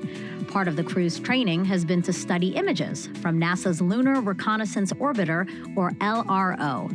The spacecraft launched in 2009 and continues to use 7 instruments, including a high-resolution camera, to help us learn more about the moon's surface. Because of LRO, we now know more about the moon's topography than any other planetary body in the solar system, including Earth. The Artemis II crew used LRO data and photographs to learn how to identify lunar landmarks they'll see from orbit and to seek out sites of scientific interest, like possible landing spots for future explorers. While helpful for planning Artemis missions, people back here on Earth also use LRO to predict the shape of the moon's shadow, or umbra, during total solar eclipses. The moon's shadow will change throughout the eclipse, depending on the lunar terrain and the elevations of observers on Earth. People may even see what looks like an arc of solar diamonds around the moon as sunlight peeks through lunar features like craters. That's a look at your Artemis Moon Minute. All right, joining us on the host desk now is a familiar face here. Oh, actually, we have, sorry, Snoopy. Oh, I just revealed that it's Snoopy. Well, I just want to wave real quick to the crowd here at the Great Lakes Science Center, just outside of our host desk, waving at us, waving at the camera. I'm waving back at them like they can see me. But I did just spoil the surprise. We do have Snoopy here, our Chief Safety Officer here at NASA, and he's here to tell us how to safely watch the eclipse. So, Snoopy, if we were to watch the eclipse today before Totality, what should we do? That's right, you should have your glasses on, that's right. Well, and what about during Totality, Snoopy? Can we take them off then? Yeah, let me help you out here. Oh, Snoopy, there I can see your shining bright eyes. I love Snoopy, he's so funny. Now, Snoopy, I have to ask you a question, okay? So today we've been polling everybody, asking for the total solar eclipse today, who is the big star of the show, right? Is it the Earth? Is it the Earth? Is it the moon? Is it the sun? Okay, but you have to pick one. You have to pick one. You have to pick one. You don't want to pick one? All of them. All of them are great? That's right. Snoopy, thank you so much. I know you're super excited to see the total solar eclipse today. We're glad to have you here. Bye. All right, now let's head back over to Tahira in Kerrville, Texas. All right, thanks, Megan. I mean, what an incredible view from Mazatlan, Mexico. That was amazing. And folks, as you can see in your screen right now, we are less than 1 minute away from the eclipse, crossing over Torreon, Mexico. Gina, how fast is this moon shadow moving right now? I mean, it's flying. It's going about 1,900 miles per hour as we're chasing it across the U.S. That is incredible. And so, you know, in Mazatlan, we were able to see the diamond ring effect. That's right. It was beautiful. Beads. So hopefully we'll be able to see that in Torreon right now. Yeah, we're watching that live feed. Yes, just to see this sliver crossing over the moon. That's right. We're getting so close there. Hopefully we'll see that diamond ring too. Wow. Look at this. And so we're about 10 seconds away. Here we go. Let's take it in. Wow. What a spectacular. It's going into Totality. Wow. There you have it. We are in. Yep, that diamond ring came through, and we see a little bit of those Bailey beads too as we're looking at it. Those kind of the lights trickling through around the surface of the moon, coming through the peaks and valleys. So what are we viewing on the left-hand side? This almost pink color effect. Right, and so as we just heard from the last Totality, you know, these pink fingers are popping out a little bit, and those are those solar prominences. They're appearing pink because of the helium rich, but we can see it. Let's focus on the corona here, that glow that we're getting, and we can see basically these streams that are coming out, a lot of that energy and brightness that we do not have the ability to see on a day-to-day basis. So with this total eclipse, we're able to see that corona nice and bright coming through in Torreon. That is just a magical view. Oh my goodness, It is. Gina, okay, and so we've got so many questions coming in online right now from viewers watching this. Our first one is going to be from Justin, who wants to know, you know, right now we are seeing a pretty clear and spectacular view of a total solar eclipse. Yes. But Justin wants to know, what will it look like if it's clouded over? Right, so the view that we're getting right now, you won't be able to see that if it's clouded over, but you will have effects going on, right? You'll get a change in the temperature, so the temperature will drop. It'll still get darker as well. It's already getting dark here in Kerrville. I mean, we have some cloud coverage, right? Yeah. And we're feeling a little extra wind. It's noticeably darker despite the clouds that we have. So you'll get some of those environmental effects, even if it's cloudy where you are. And so a great follow-up, you know, we've got Halloween Ghoul on YouTube who wants to know, again, will the temperature change during totality, which I know you mentioned that it will get a little bit cooler. Yes. But do you know about how many degrees we can expect? Yeah, you know, it depends on the location, the humidity, multiple factors, but it can change by about 10 degrees or so, depending where you are, maybe even a little bit more than that. And, you know, we're feeling a little chilly kind of where we're sitting compared to what it was earlier. And, I mean, I'm just staring at this view of totality that we have in Torreon. So we're about halfway through totality right now in Torreon, Mexico. And again, I know folks said that this is almost double totality than 2017, right? That's right, that's right. And so in 2017, we had a little more than 2 minutes. So we're lucky enough this time that we have over 4 minutes in some places too. This is so beautiful. And so our next question from Sibel on Instagram wants to know, why is the sun more active right now? Oh, so the sun is more active because we have an 11-year solar cycle. The sun goes from solar maximum to solar minimum, where it's changing its level of activity. Oh, and as you're seeing the screen, yeah, so I see in that the bottom right there, we can see that prominence extending out. And as we heard earlier in Mazatlan, you know, that is potentially the beginning of space weather activity. So we're talking about solar maximum.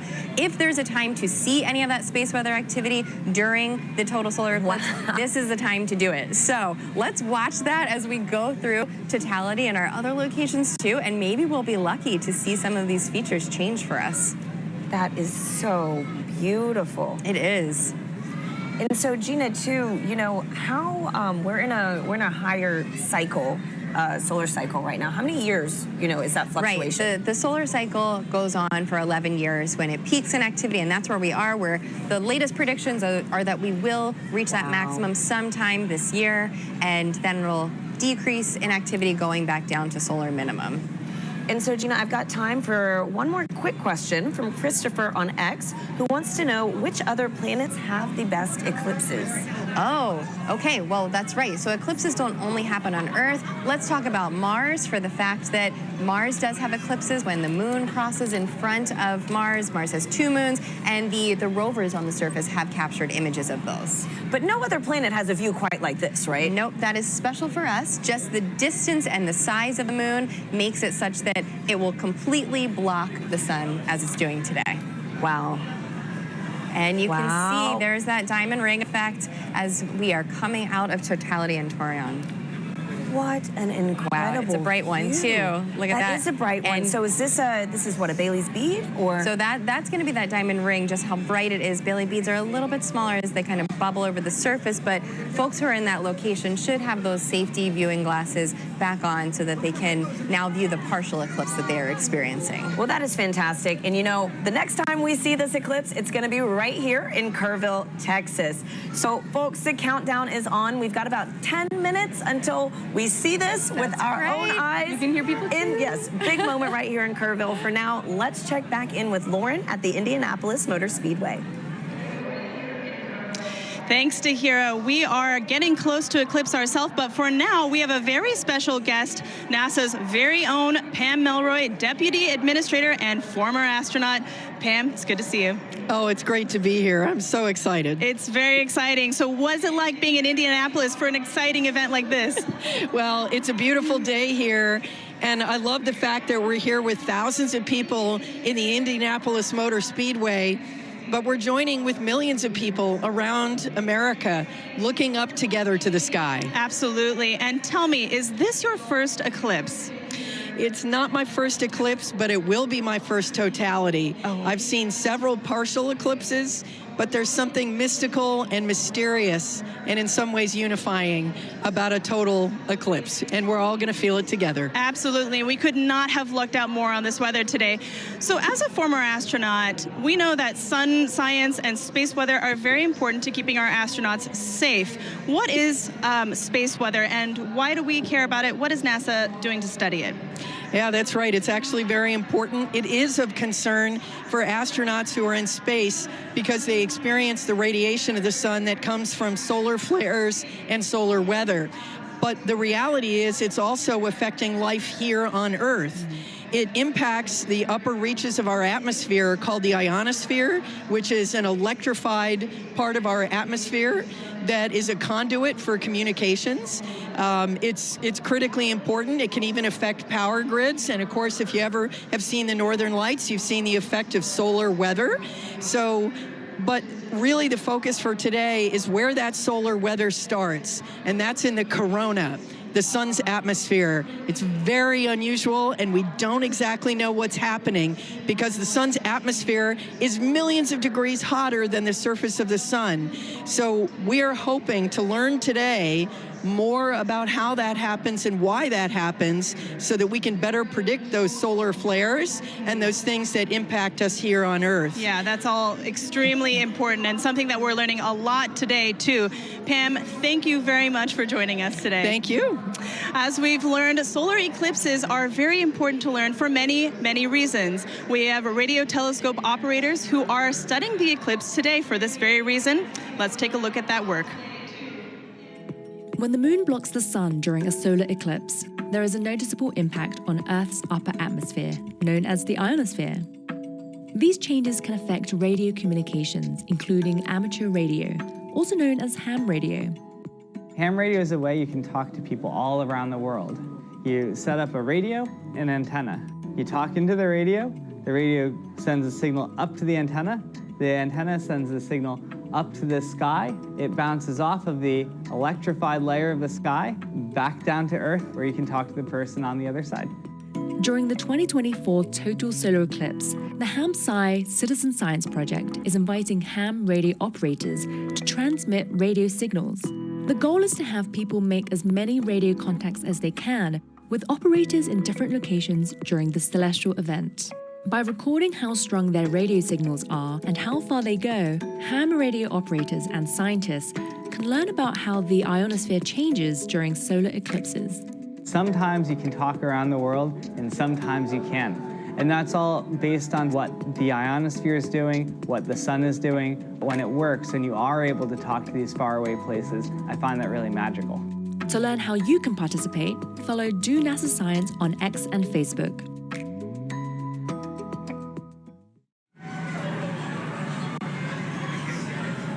And we are minutes away from the total solar eclipse over Kerrville, Texas. The temperature is dropping. As you can see, I have to throw on a jacket. The sky is dimming. We're on the edge of our seats, and we are joined now with astronaut and commander of the Artemis II mission to the moon, Reed Wisman. Reed, it's an honor to have you here. Thank you. The crowd noise, like the fact that the sun is behind the clouds most of the time and peeking out, it's so wonderful. I know. Thanks for being here, Reed. As you can hear, like, we are ready. We are right there. So exciting. So tell us, Reed, obviously everybody is excited, but have you seen a total solar eclipse before? Never a total, so I will share this darkness with you and this whole crowd the first time. Oh my wow, gosh, this is incredible. That's so, great. too, what considerations do you and your fellow Artemis astronauts need to think about when related to the sun when traveling back to the moon? Well, it's great to see Pam Melroy on your last clip, a dear friend of mine, so it was nice to see Pam's face over there. But when we're heading out to the sun, it's really radiation is our big thing that as we're heading out to the moon. Yeah. It's really the solar sun. radiation that we're most thinking about there as the danger from the sun, and the Apollo astronauts dealt with it, and we've dealt with it for a long time on the International Space Station, and we have a lot of data from the moon from our NASA probes that have gone out there and collected, so we think we know what we'll encounter. Great, okay. And tell me, Reed, how does it feel to be the commander of NASA's first crewed mission going back to the moon since Apollo? I'm flying with Victor Glover, Christina Cook, and Jeremy Hansen, the three best. Team, yes. I know, so every day that I go into work, I won't say every day is easy, but every day is fun, and I'm flying with people that have principles, they have integrity, and they have just so much knowledge and professionalism. It's a dream come true. And getting to work with the whole team, the international team, it's the best. Wow. Well, thank you so much for being here with us, Reed. Really quickly, do you have any advice for anybody that might want to follow in your footsteps one day? We always say that you have to find that job that you love, go all in on it, live your best life. be as good a professional as you can and someday apply for the program. And we look forward to seeing your application come across our desk. Thank you, Reed, and good luck on your upcoming mission. Thank you. Great to be here. Now, if anybody feels like reaching for the stars, NASA is actually currently accepting applications to be an astronaut. You could one day travel to the moon and eventually to Mars. From teachers to scientists to even those in our armed forces, we are looking for a diverse group to take humanity farther into the cosmos. You can apply now through April 16th by visiting go.nasa.gov/astro2024. Now, timing is everything when it comes to pulling off successful science during an event like today. Let's hear from a very special guest who also knows a thing or two about perfect alignments.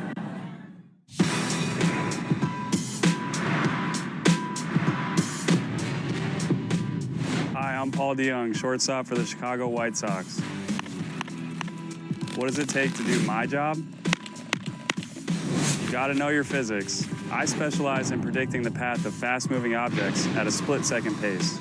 At my position, it's key to know exactly where and when two paths will cross. Just like NASA needs to know when the Earth, Moon, and Sun will align to predict a solar eclipse. Working it all out on the whiteboard is one thing. They're ready, folks. Solar eclipse delay at Volcano Stadium. But seeing it in action is a whole other ballgame. And on April 8th, you can see just what I mean as a total solar eclipse crosses the United States. NASA has mapped the detailed shape of the moon's surface, so we know exactly where the moon's shadow will fall. And you know where to be to see the eclipse in person, even if it's from the stands. Don't miss your chance to experience the beauty of science in action and maybe catch a ball game.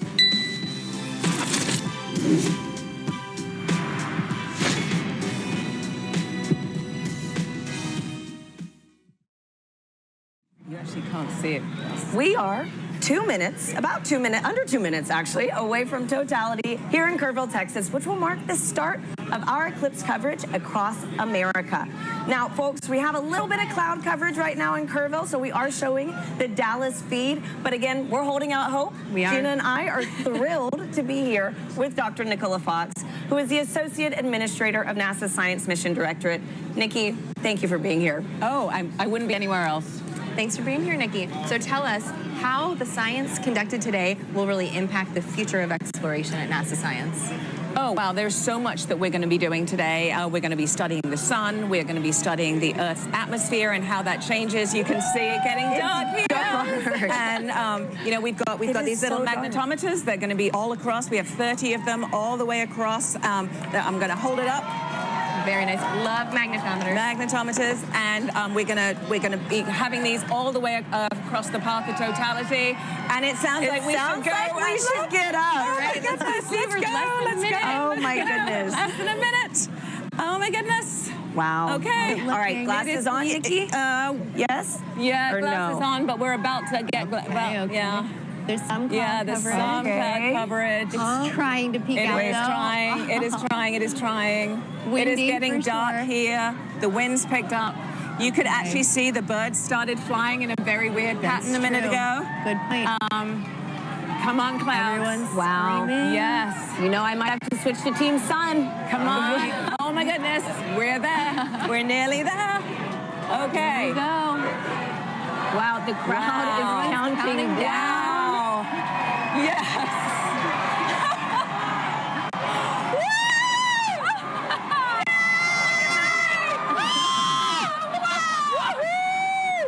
Oh my gosh, it's beautiful. And the corona!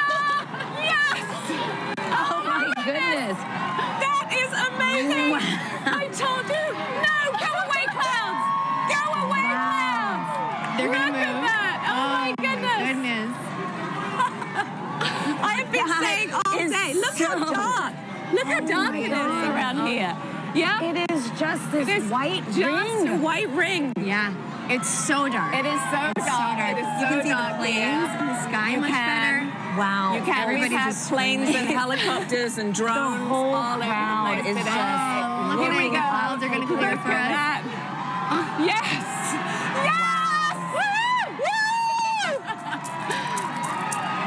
Oh my Look at that! Just This is look amazing. at that! That And we have about, what, 4 minutes Oh, yeah. to 4 just minutes. bask. And 25 seconds. To be Yes. I mean, this really, Yes. again, reminds you that we are on this one planet, you know, Yes. in this larger system. And you have to be on this planet to see what we're seeing. You do. right now. That's why we are Team Sun, Earth, and Moon. Because you need the moon for an eclipse. You need the sun for an eclipse. And we're standing on the Earth to see it. Oh, man. So, all of NASA Amazing. science represented by a total solar eclipse. And something that, what, over 30 million of us today, at least in the path of totality. Yeah. At least, yes. Able to witness this. I don't know 31 about people you, living in the path of totality. So Doesn't imagine count how who many people travels. actually traveled here. Yes. Absolutely. Yes. This is getting me extra excited about all the science that we're doing. right? Yes. Yes. All right, those clouds are playing tricks on Those us clouds now. are being pretty mean. Yes. It was nice to get a taste, though. Wow. It's true. Yes. So dark. It is. Got everybody is looking so up. dark. I'm so happy that, you know, for folks that travel, able to see this take place. That's right. And it's it's been such a waiting. great atmosphere here all day. Every Yes. time the sun comes out, everybody cheers. cheering, counting down. It has been incredible. And so, wow. That's true. Oh, Nikki, what's your favorite part about an eclipse?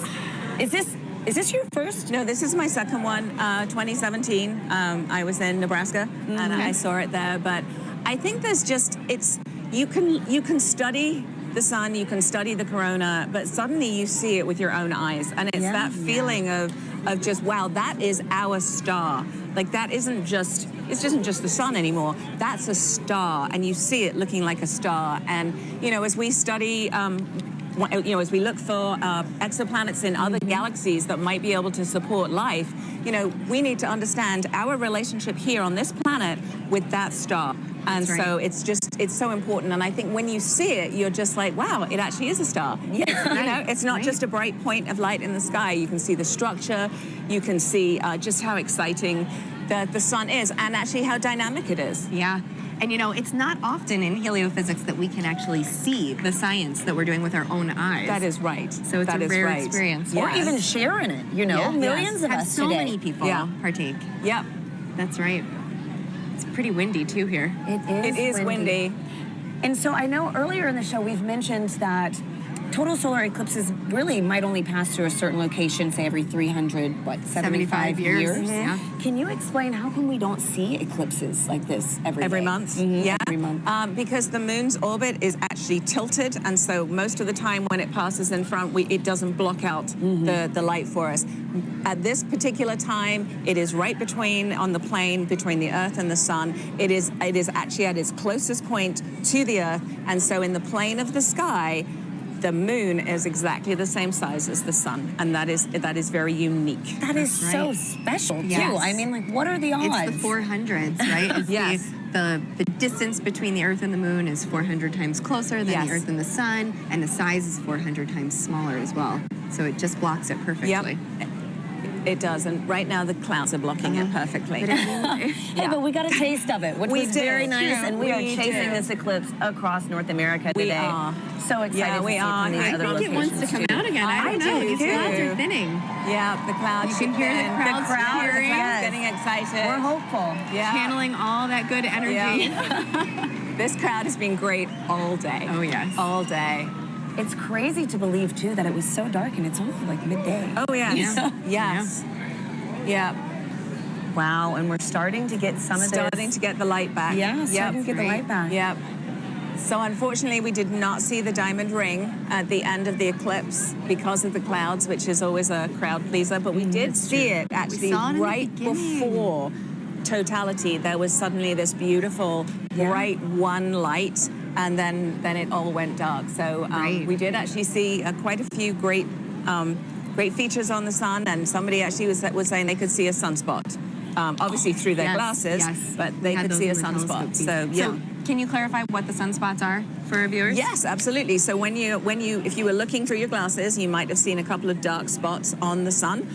They are actually very intense places. There's very, very intense magnetic field there. They're very active, and that is what can cause space weather. So every now and again, those active regions can sort of explode and then send billions of tons of solar material towards our planet. Wow. Well, this was fantastic. Thank you so much, Nikki. This was incredible to experience this with you. Let's follow this eclipse right up that path. Next up is Dallas. We have Joy and Michael standing by for their big moment in the sun. Yeah, you can feel the temperature change. The wind has completely quieted down. Yep. So the energy here is amazing. So with me right now is Dr. Michael Kirk. He's one of our eclipse experts. Michael, we saw an annular eclipse back in October, but today is a total eclipse. How are you feeling today? It is totally different. I am ecstatic. The annular eclipse was really cool. This is, you can feel it, the energy here is electric. If you look around, you can see that the darkness is coming. Let's have a quick look at what we're looking at right now. We're almost there. We're a couple of minutes away. Ooh, yep. Just a crescent left. So let's quickly talk about some of the ways that the public are participating in the eclipse right now. Yes. Michael, can you talk about some of the citizen science projects? Yes, there are people all around the country right now making measurements of audio recordings to see how the environment is changing. And it is a great opportunity to do genuine science with just an audio recorder. Fantastic. So we are almost like, let's see, a few minutes away. So minute 30 out, I think, actually. Okay. So let's have a look at the eclipse. Michael, what should we expect to see moments before totality? Okay, so as we approach totality, you're going to see that crescent sun slowly drift away, and then you're going to see the Bailey's beads, where there are these bright points of light that are last bits of sunlight cascading through the moon valleys, and then right before totality, you'll see a diamond ring, that last single point of light, and then we'll be in totality. We just have a thumbnail of sun left. We are closing in on totality here. Wow, we see a slither of the sun left. Remember, you can only take your safety glasses off when the moon has completely covered the sun. And in Dallas, Texas, we are seconds away. Oh my goodness, I can feel my heart racing. You can hear the crowd getting excited. The birds are chirping and they seem like they're going into their nighttime routines. Wow. So we are a few seconds away. You can hear the crowds cheering. Here we go. Oh my goodness. This is absolutely ecstatic. The darkness is coming over Dallas. Here we are. Just a few seconds left. 10 seconds. Woo! Oh, I'm so excited. Okay, we are 5 seconds away from totality. One little bit. It's totally dark here. Deep twilight around here. Wow. You can hear the crowds. The last bit of lights, and we're in totality. Oh my God. Oh my God. That is absolutely breathtaking. Oh my God, Michael. How are you feeling right now? I am just awestruck. I mean, there's a few high clouds, but the beauty of the corona is clearly visible. You can see that spiky structure just poking out. It is heart-stoppingly beautiful. Oh my goodness, I have tears in my eyes. I was not expecting this. This is one of those experiences that you just never forget. I feel so special to be right here, right now, experiencing it, and knowing that people literally across the nation are doing the same thing it's truly amazing. Wow, let's take a moment to take it all in. This is absolutely breathtaking. Wow.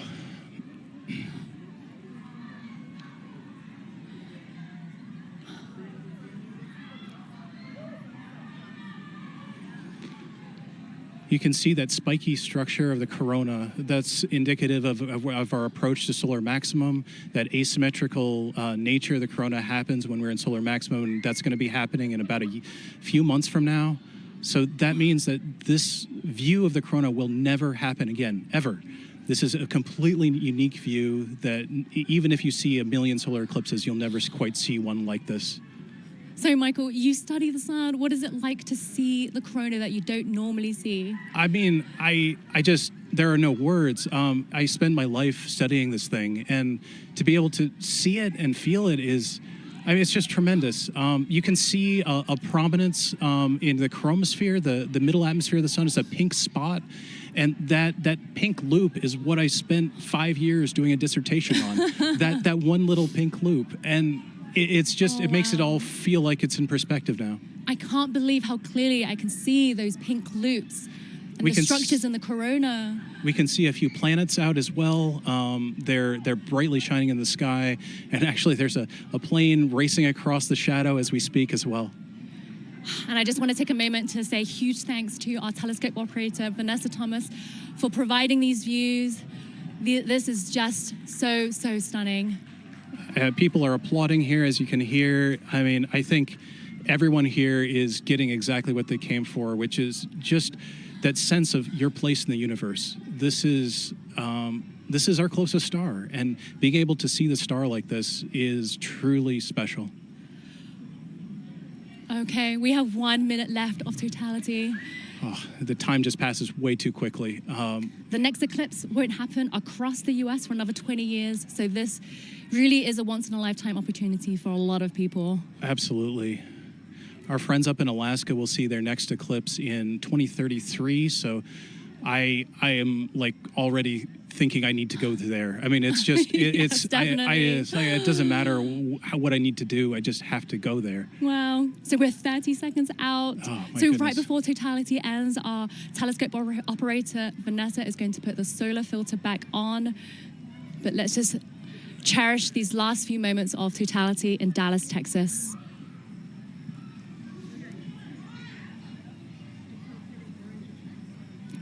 Michael, what will happen right before totality ends? So as totality's ending, we'll go through the process in reverse. You'll see maybe a diamond ring, a few Bailey's beads as the sun creeps out of totality. And then we're going to go back into a crescent sun again. Okay, and there's a diamond ring again.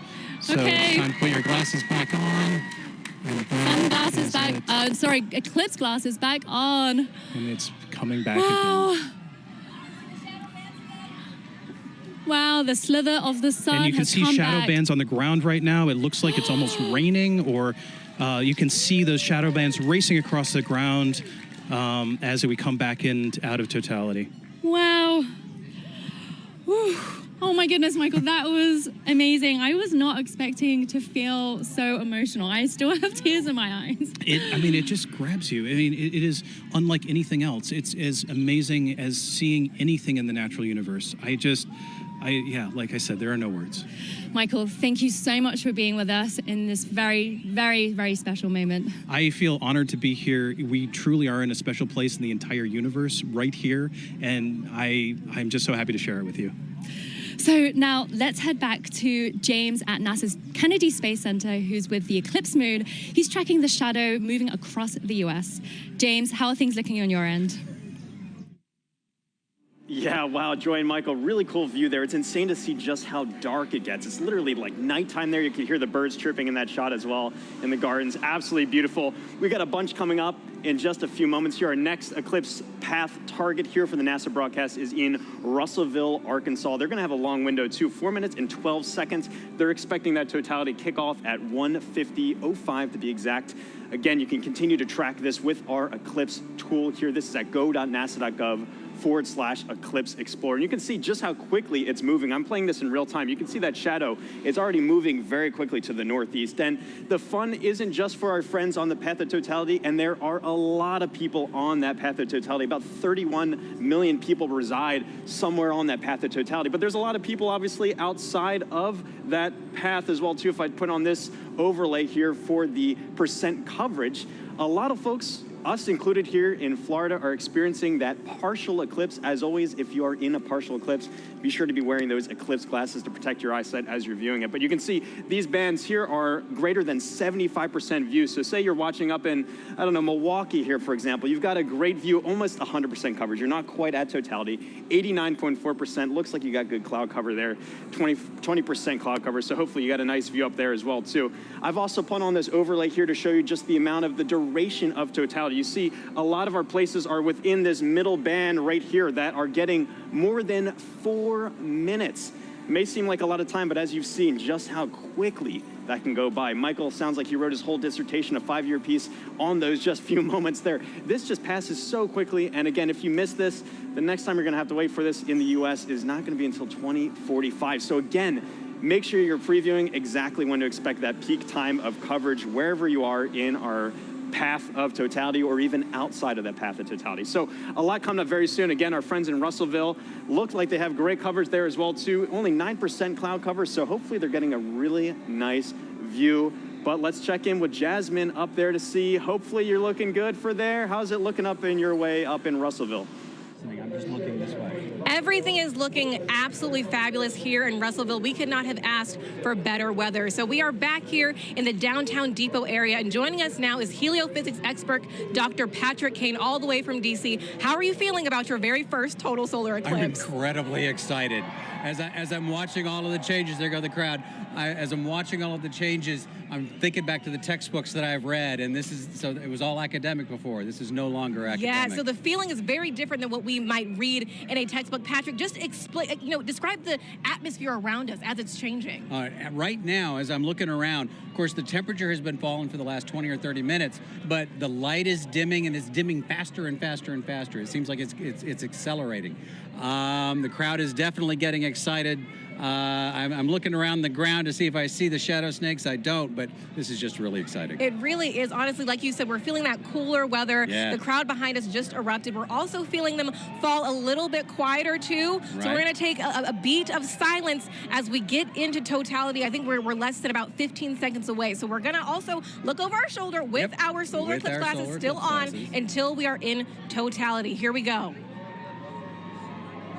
Just a sliver of the sun left. Getting close. Crowd's getting excited. The crowd, yeah, all around us, completely electric.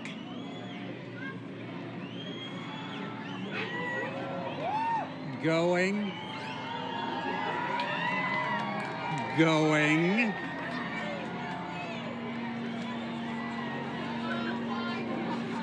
Wow. Oh my goodness. Here we are. Here we go. And the crowd goes wild. Oh my God. Wow. We got some Bailey's beads.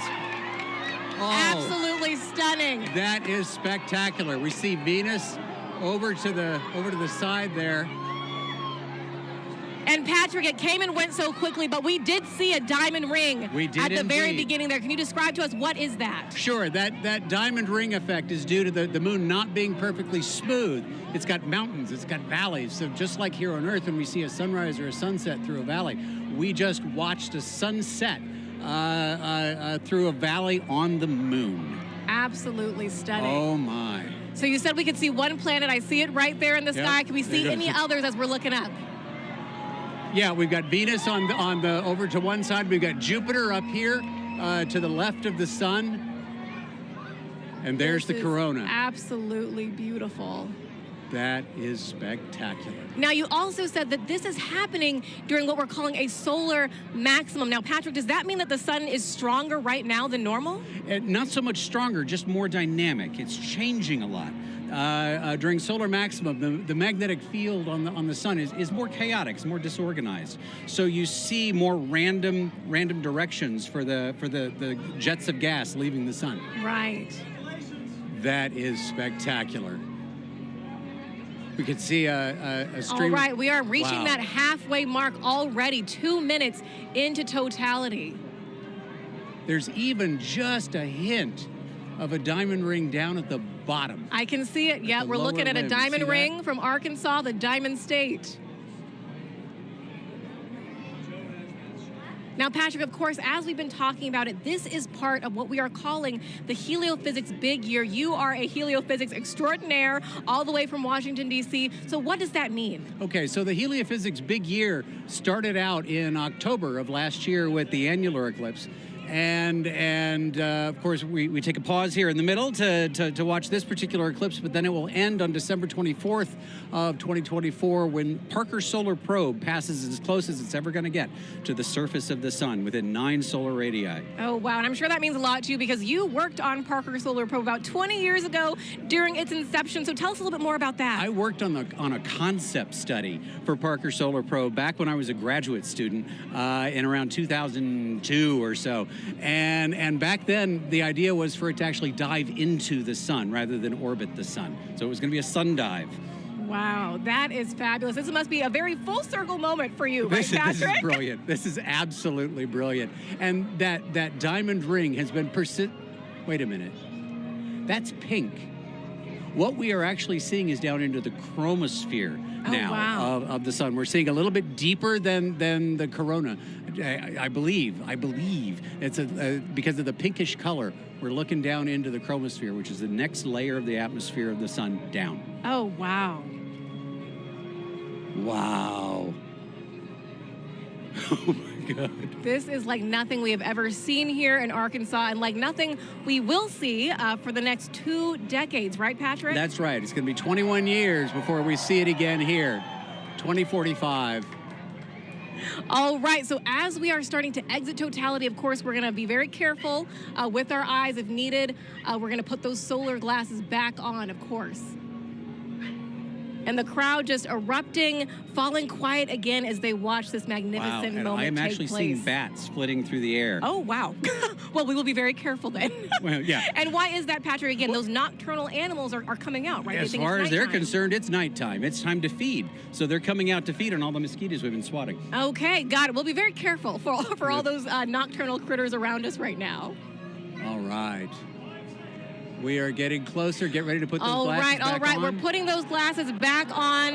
The crowd is... Oh, wow. A second diamond ring seen from right here in Arkansas, the Diamond State.